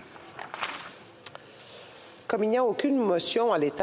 Since there's no motion at report stage, the House will now proceed without debate to the putting of the question on the motion to concur in the bill at report stage. Kayabaga moves that Bill S-219, an act respecting a National Ribbon Skirt Day, be concurred in at report stage. Si un député d'un parti reconnu présent en chambre... If a member of... Je l'invite à se lever et à l'indiquer à la présidence. The Honourable Deputy House Leader. Your request to be carried unanimously, Madam Speaker. Je déclare la motion. I declare the motion carried. Ms. Atwin, seconded by Ms. Kayabaga, moves that Bill S-219, an act respecting a National Ribbon Skirt Day, be now read a third time and do pass. Debate. The Honourable Member for Fredericton. Thank you, Madam Speaker. As always, I want to first begin by acknowledging that I'm addressing you from the unceded territory of the Anishinaabe people. At the core beliefs of the Anishinaabe is the notion of respect. Each element is part of the cycle of life. Each has its purpose and deserves as much respect. Our relationships are what matters the most, and we should cherish them. I have the immense honor to move Bill S-219 at third reading. I want to thank the member from London West from the bottom of my heart for being my seconder and for all her support and encouragement in making today a reality. I want to thank my colleagues on all sides of this House for their participation and collaboration. Madam Speaker, I can't say enough good things about the members of the Standing Committee of Indigenous and Northern Affairs who studied this bill and helped ensure its swift passage through the House at all stages. Inan is a shining example of how committees should work. Each member has made a deep commitment to Indigenous peoples across this country, coming from a place of respect and understanding. We were the first committee, I believe, in history to conduct a blanket exercise before our first session to properly set the tone. And for those who may not know what a blanket exercise is, it's an experiential learning experience about the story of colonization. It goes through the true history of Canada and deals with the intergenerational trauma and sets the path towards reconciliation. I would also like to sincerely thank Senator McCollum and her amazing team for their work, guidance, and friendship. I will never forget this experience. I had the incredible good fortune to be gifted a ribbon skirt from the Senator to mark this special day. 4 colors of the medicine wheel don the skirt, a symbol I have drawn strength from since I was a child. Red, yellow, white, and black are represented, symbolizing the people of this world, signifying unity and inclusivity. I am a non-Indigenous woman, and I have been invited to be a part of this movement, which speaks volumes and goes to the heart of the bill.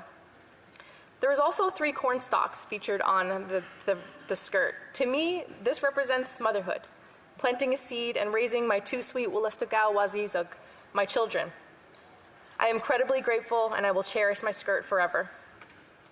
I also want to note that the main color is red. The red dress is sacred and represents missing and murdered Indigenous women and girls. This week, we are in collective mourning for the loss of 4 more Indigenous women in Winnipeg. My heart is with their families, and I want to honor them today and add my voice to the call for red dress alerts. No more stolen sisters. Madam Speaker, I also want to take a moment to acknowledge my colleague from Nunavut for her advocacy for respect and recognition of Inuit women and girls across Canada. Not all Indigenous women wear ribbon skirts, and they have their own traditional regalia with significant meaning. This bill is not meant to pan-Indigenize, but to speak to anyone who has been made to feel less than or alienated. It is meant to offer strength and positive celebration. To the member from Nunavut, Kianimik. Madam Speaker, in the words of Senator McCullum, this bill is for Isabella Kulak and her family. I look forward very much to bringing our families together to celebrate this bill, and I am so excited for the prospect of January 4th of 2023 to be the first National Ribbon Skirt Day in Canada. At this time, I would like to read some of the testimony we heard in committee to further highlight the importance and significance of this bill. In the words of the Senator, this bill will create a forum for dialogue within which we can explore the dark side of Canadian history in ways that do not dishearten or shame, but rather inspire us to enact a process of reconciliation for ourselves, both within our communities and the wider Canadian society. Ribbon skirts themselves are meant to be worn, meant to be danced in, each skirt fashioned with uniqueness, a sign of pride, spirituality, to take back our spirit and making ourselves visible, meant to empower us to be seen. The ribbon skirt will continue our healing and will continue to transmit our history. It is a way to give voice. As we collectively wear our dresses, we gather strength. From Madame Marie-Josée Wapistan, ce n'est pas qu'une simple journée nationale, c'est aussi la journée où nous... It's not just a national day, it's the day on which we celebrate our identity. We, women, stand up for our daughters and sisters who wear the skirt as a symbol of life. We are directly connected to Mother Earth, and Mother Earth is our nourishing mother. Something he and his wife Lana often tell their children, you've got to stand up for what's right and what you know to be true in life. Bella is brave because she's a smart little girl who likes to trap rabbits with her dad and wear sweatpants and go in the woods. It was hard for her to put on that skirt. Sometimes she feels like her skin is a little bit pale to be feeling like a Native person, but in her heart, she's an Anishinaabe. Her culture and her ceremony gives her that and her ancestry. He told her, you wear that with pride. That's where you come from. Your Auntie Farrah Sanderson made that for you, and it comes from all the hard work that your ancestors did before you and who worked so hard to keep those traditions alive. And then finally, a poem was read into the record by the Senator. It is by Vera Wabagijig, and it's called Jingles Speak to Healing. We carry our stories on our backs. Sometimes stories are heavy, weighing down, curving the spine, like trees bending from the northern wind. Sometimes stories are shared like seeds floating on a summer breeze, taking root wherever they land, becoming medicine from the earth. Our stories take root, ground us in the earth so we can gather the strength to stand like trees and reach for the sky. Madam Speaker, this bill is about standing up to ignorance and injustice and turning it into something positive and powerful. I want to acknowledge as well the 2S LGBTQIA+ peoples across the land. There is a growing movement of two-spirited powwows and celebrations that ensure safe spaces for all. A special shout out as well to Kieran Davis of Lac Seul First Nation and Treaty 3 Territory for wearing a ribbon skirt at this year's Assembly of First Nations Special Chiefs Assembly and for standing up for gender diverse voices. I see them, I hear them, and I hope to amplify their voices in this House. The ribbon skirt is for everyone, and thanks to Isabella Kulak, we can enshrine this reality into law. To anyone watching at home, keep rocking those skirts and anything else that makes a statement of identity and pride and culture, whether it's Moccasin Mondays, Traditional Tuesdays, Woolastuk Wednesdays, or ribbon skirts every day. Thank you, Waliwin, Miigwech, Kayanamik. Awesome.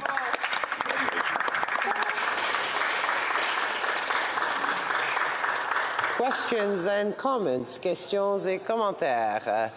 The Honourable Parliamentary Secretary.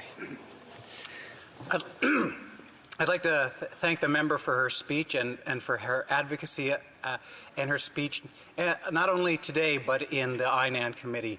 And I look at her, the only thing that I'm saddened by is that we are not able to see that beautiful ribbon skirt she's wearing in her speech. And I hope that they'll pan out as she answers this question so that the people at home could see the remarkable skirt that she is wearing and the beautiful craftsmanship that Indigenous communities continue to promote and recapture after several years of colonization, taking away Indigenous regalia, Indigenous dancing. And I've seen and heard of some schools opening up days for children to wear their traditional attire, whether it be ribbon skirts or ribbon shirts or regalias. And I'm wondering if the member could comment a little bit about what's the importance of Indigenous peoples reclaiming their traditional attire and their traditional culture, and it being accommodated in schools, government buildings, and all across Canada.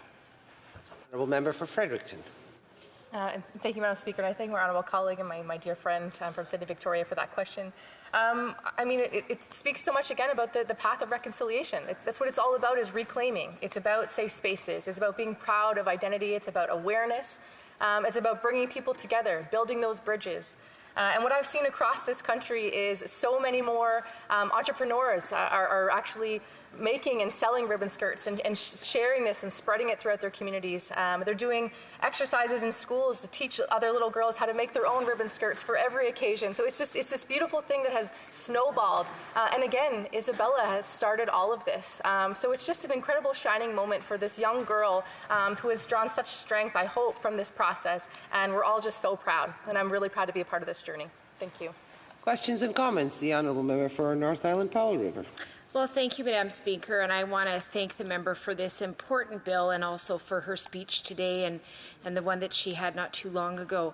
I guess my question to her, through you, Madam Chair, is I remember an elder talking to me very clearly when I asked a question about colonization and the impacts of all of those factors of colonization and what it stole from communities and from Indigenous people in terms of their traditions and their knowledge. And I remember that the elder told me two things. One is that they worked really hard to maintain and hide what they needed to pass on to their children. And on the other side, they believed fundamentally that the children that were born into the earth brought from the spirit world back the traditions that were lost. And I'm just wondering if she could speak to that. Thank you. The Honourable Member for Fredericton. Thank you, Madam Speaker, and I thank the honourable member from North Island Powell River. She's also a mother to Indigenous children, and I know she's very passionate about sharing those teachings and raising her children to be proud. And I really thank her for that question, and it reminds me of another story I heard from another elder recently speaking about Indigenous languages and teachings, in that one of their children mentioned to them that languages were in danger of dying, or cultures were in danger of dying out, and that they had been hidden. And the elder was quick to correct them and say, no, they've always been there. And they're there for the people of today to reclaim and to be proud of. And certainly if you just listen and you seek out these teachings, they're ready for the taking. And proud to say back home in Wolastoq territory that the Wolastoq language was proposed to be extinct by now. And it's not. It is revitalized. It is thriving. There are immersion schools. These are all pieces of the puzzle. And it really feels like we're entering this period of healing. And that's what reconciliation is all about. Thank you. Questions and comments? Questions et commentaires? The Honourable Member for London Centre. The Honourable Member doesn't have her headset. The Honourable Member for London Centre doesn't have her headset. And we are missing time. Sorry. My apologies, but we're running out of time. There's no more questions. So, resuming debate, I'm sorry, apologies, we are really running out of time. The Honourable Member for Yorkton Melville. Thank you so much, Madam. Bill S-219, an act respecting a National Ribbon Skirt Day, was introduced in the Senate by the Honourable Mary Jane McCallum on November 24th, 2021. I was blessed to have the opportunity to attend and participate in study of the bill at the Standing Committee on Indigenous and Northern Affairs this past Monday, where it passed, and now here we are in third and final reading. I want to thank Senator McCallum for being at the heart of creating National Ribbon Skirt Day throughout Canada, which upon the passing of this bill will be celebrated every January 4th. The Cote First Nation and the community of Kamsack are neighbours in my riding of Yorkton Melville.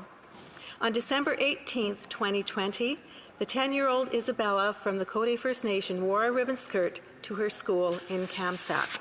She knew the special meaning behind her ribbon skirt, that it was a centuries-old spiritual symbol of womanhood, identity, adaptation, and survival, and is a way for women to honor themselves and their culture. That day, Isabella was told that her outfit was inappropriate for a formal day. It didn't match, and that next year she should wear something different. I want to say directly to Isabella, Isabella, I am so sorry you were exposed to such hurtful and devastating experience, and that it was embarrassing and humiliating. But how you, your sisters, your mom and dad, Chief George, and your Cote First Nation family chose to respond to such a grievous experience, and how you responded to international attention, how you also chose to respond to the Good Spirit School Division, your school, and the wrong that you experienced. You did this with fortitude wrapped in a forgiving heart and a mind that saw the good that could come out of a place of sorrow. As I listened to Chief George and your dad speak at committee, their words brought to light the source of your strength. And I think it very best for me to share some of those words with you today, Isabella, again, and also to the people who are listening, to understand where your strength comes from. Chief George used words like, in the spirit of truth and reconciliation, talking with Chris and Lana, we decided to make this a positive impact on our nation. They decided that they would have a ribbon skirt day, and Isabella, you would wear a ribbon skirt along with all of the women in your peers on a special day, special to specifically acknowledge what you went through. Chief George described the ribbon skirt as, and I quote, something that our community, our ladies have been wearing in ceremonies, and it represents a lot of issues in regard to what our people have been going through with murdered and missing women, suicide, and a lot of addictions that are in our community.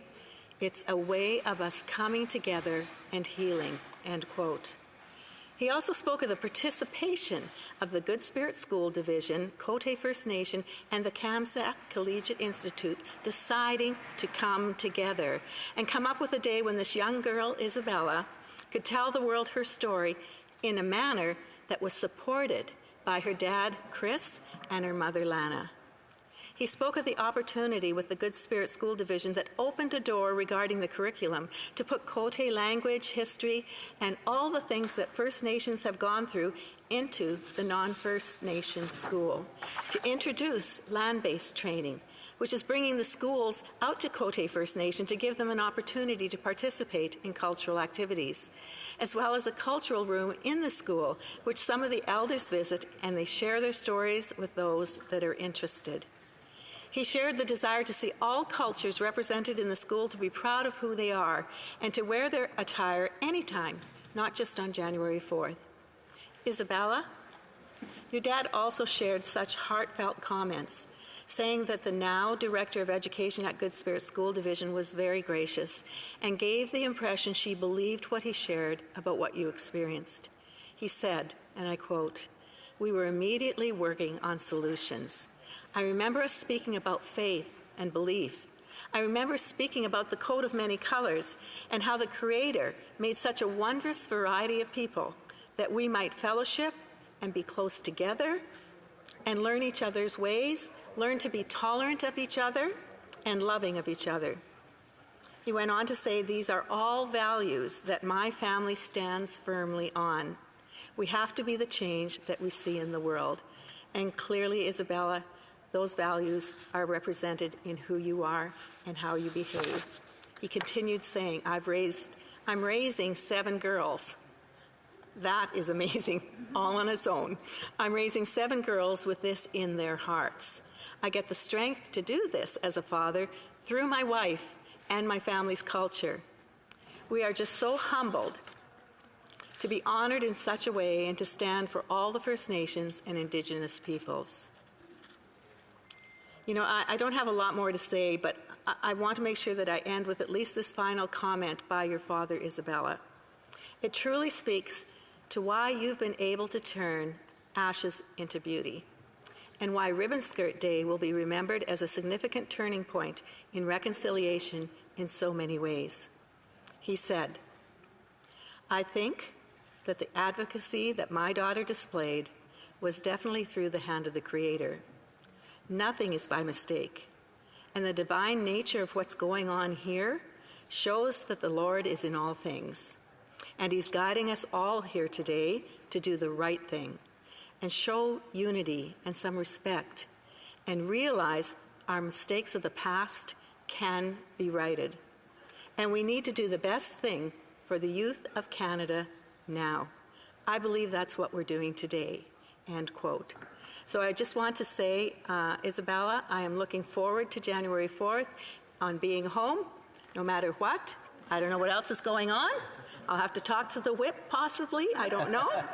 But I will be there, and I'm so grateful for the invitation.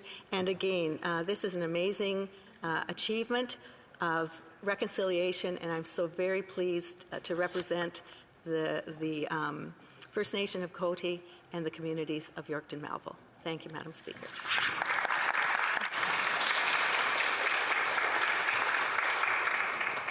Reprise du débat, l'honorable député d'Abitibi. Resuming debate, the honourable member for Abitibi, James Bay, Nunavik, AU. Thank you, Madam Speaker. I would like to start by wishing a happy holiday season to all members, all House of Men, interpreters, and members of my team. Madam Speaker, it's an honor to rise this afternoon to speak to S219, an act respecting a National Ribbon Skirt Day, which would be on January 4th each year. The Bloc Québécois, of course, supports this bill. This bill is in sync with the Bloc Québécois' general commitment to be a First Nations ally. And we also support this bill because it is a good step on the journey of reconciliation with Indigenous peoples. Speaker, as you know, just like orange shirts and red dresses, the ribbon skirt is a strong symbol for Indigenous peoples and for Indigenous women. It is a symbol of womanhood, resilience. This skirt, it's simple, it's humble. It is also a political statement because these women, when they wear the ribbon skirt, they are making themselves visible and shouting from the rooftops their right to exist. Whereas the ribbon skirt is a centuries-old spiritual symbol of womanhood, identity, adaptation, and survival, and it's also a way for women to honor themselves and their culture. The ribbon skirt represents a direct connection to Mother Earth and its sacred medicines. Madam Speaker, this symbol, now recognized and acknowledged by this bill, with this symbol, these women are showing the world that despite countless tragedies and attempts at cultural genocide, they are still here. They are still standing, they are alive, and they're proud to be who they are. This day, this National Ribbon Skirt Day, would thus pay tribute to these Indigenous women who are life givers, entrusted with traditional knowledge to care for their families, their communities, and the environment. The celebration of this symbol of the ribbon skirt would recognize that Indigenous culture, tradition, and ceremony, including Indigenous ties to language and the land, are critical to the vitality and well-being of Canada's First Peoples. During debate on this bill in the Senate, the sponsor of S219 was kind enough to share some statements that she received, that her office received. For instance, the statement of Suzanne Kulak, who's 10 years old, a young Indigenous girl, which shows why this bill is so important. She says that for her, the ribbon skirt symbolizes strength, resiliency, cultural identity, and womanhood. She says that when she wears her ribbon skirt, she feels confident and proud to be an Indigenous girl. This is really a lot about pride, the pride that young people will have to wear the ribbon skirt to honor their kukum, their grandmothers, and their mothers. Mrs. Wapistan, who was a witness in committee, she said that wearing the ribbon skirt is to honor Indigenous women, to honor our grandmothers and our mothers who wear the skirt every day. Now we are working hard on reconciliation, and it's important to include Indigenous cultures and their traditions in the public space, integrate that into the public space to pave the way toward reconciliation and to allow Indigenous peoples to express their pride. This National Ribbon Skirt Day would celebrate Indigenous women who are the pillars of Indigenous communities everywhere in Canada. The Bloc Québécois often states its commitment to be an ally to First Nations. The principle of this bill will allow us to take another small step towards reconciliation. And this bill also responds to Article 15.1 of UNDRIP. It also responds to calls to justice from the final report of the National Inquiry into Missing and Murdered Indigenous Women. It responds to calls to justice 2.1 and 15.2. But unfortunately, there are still missing and murdered Indigenous women. All over my riding, this still occurs, and I see a lot of posters and billboards with this sort of content in my riding. So we still have work to do. Now, we support reconciliation. What is reconciliation? It means a renewed relationship with Indigenous people based on respect, cooperation, and partnership.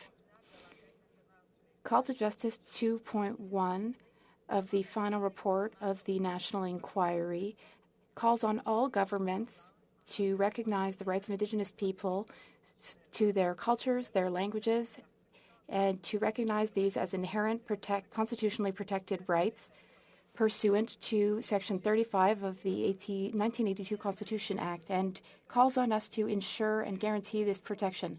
I'm almost done, Madam Speaker, but before I conclude, I would like to offer my respect to the loved ones and families and to the communities of the 4 Indigenous women who were victims of a truly despicable person. We hope that reconciliation will triumph over hatred, that everyone will eventually understand that beyond our differences, we are all, at the end of the day, human beings. Indigenous women, they have traditional knowledge. They have, over the generations, despite all challenges, been able to maintain traditional knowledge. That is a beautiful testament to their resilience.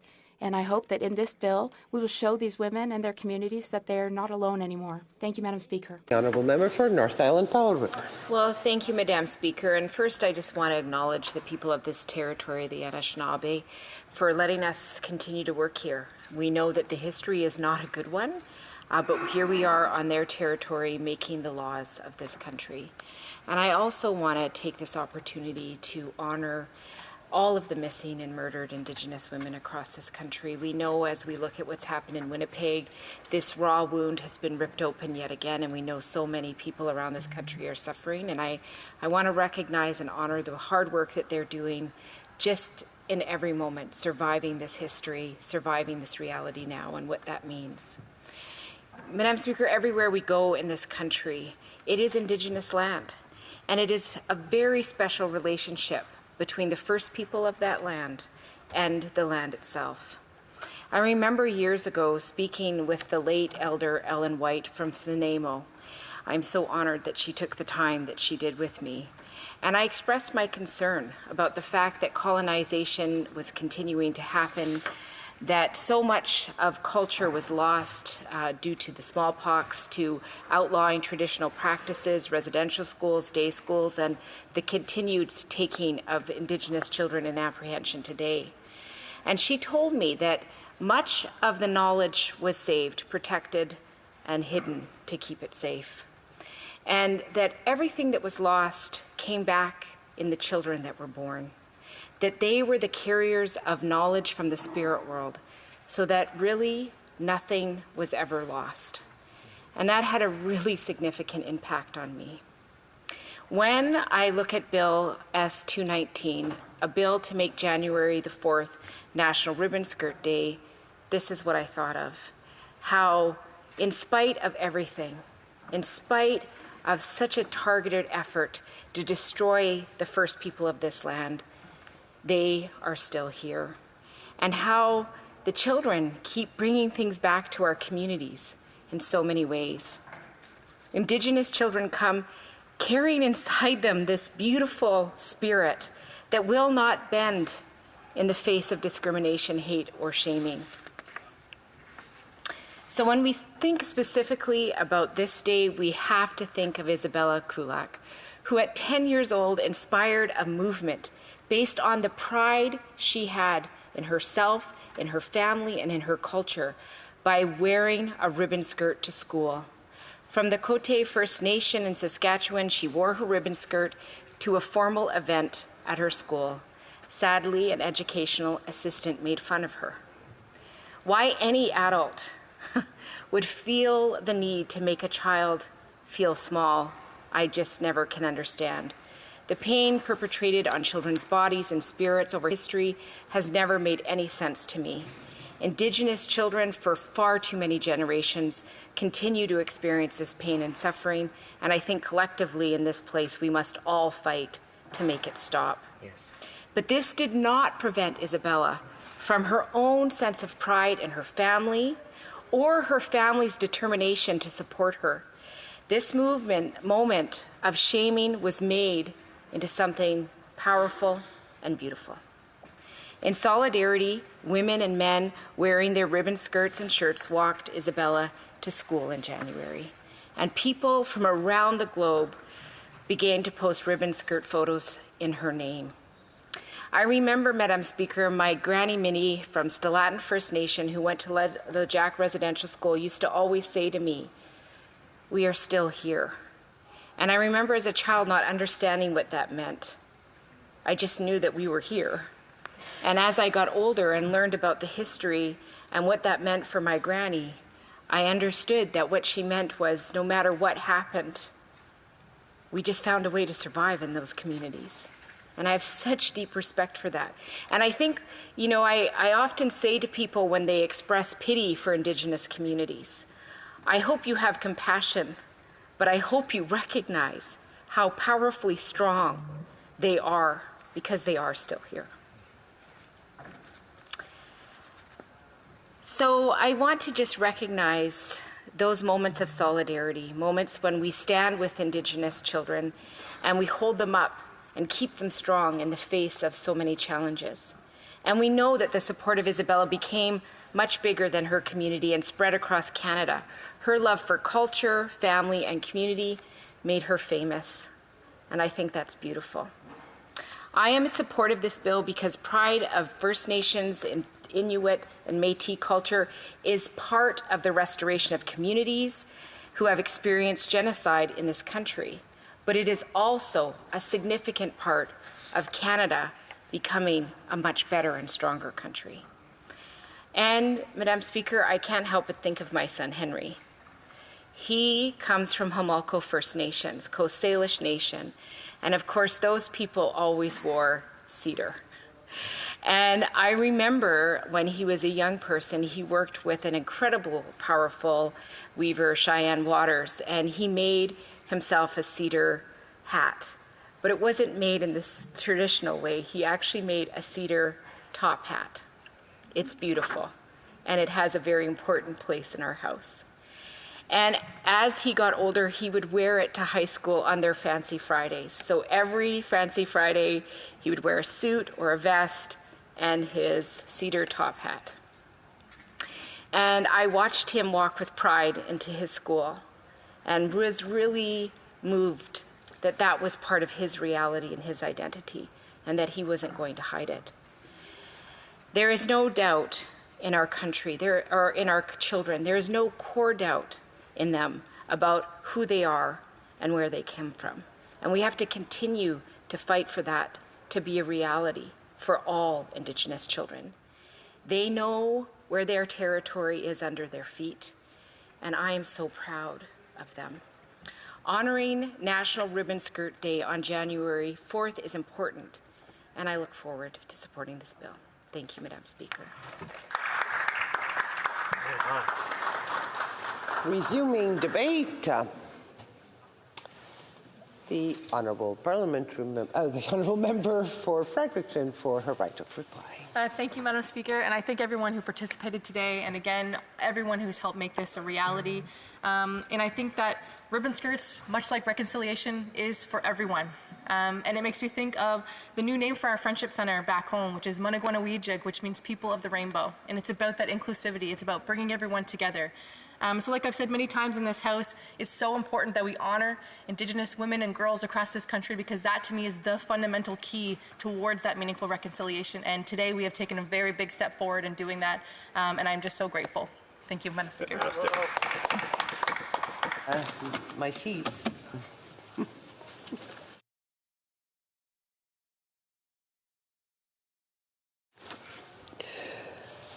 La question est la suivante. The question is the following one. Ms. Satwin, seconded by Ms. Kayabaga, moves that Bill S-219, an act respecting a National Ribbon Skirt Day, be now read a third time and adopted. A member of a recognized party present in the House wishes that the motion be carried or carried on division, or wishes to request a recorded division, I would invite him to rise and indicate it to the chair, the honourable member for Fredericton. Thank you, Madam Speaker. I ask that it be carried unanimously. Great.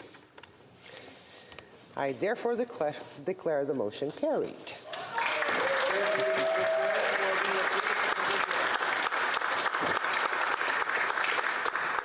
It being 1:54, this House stands adjourned until next Monday at 11 a.m. pursuant to Standing Order 24-1.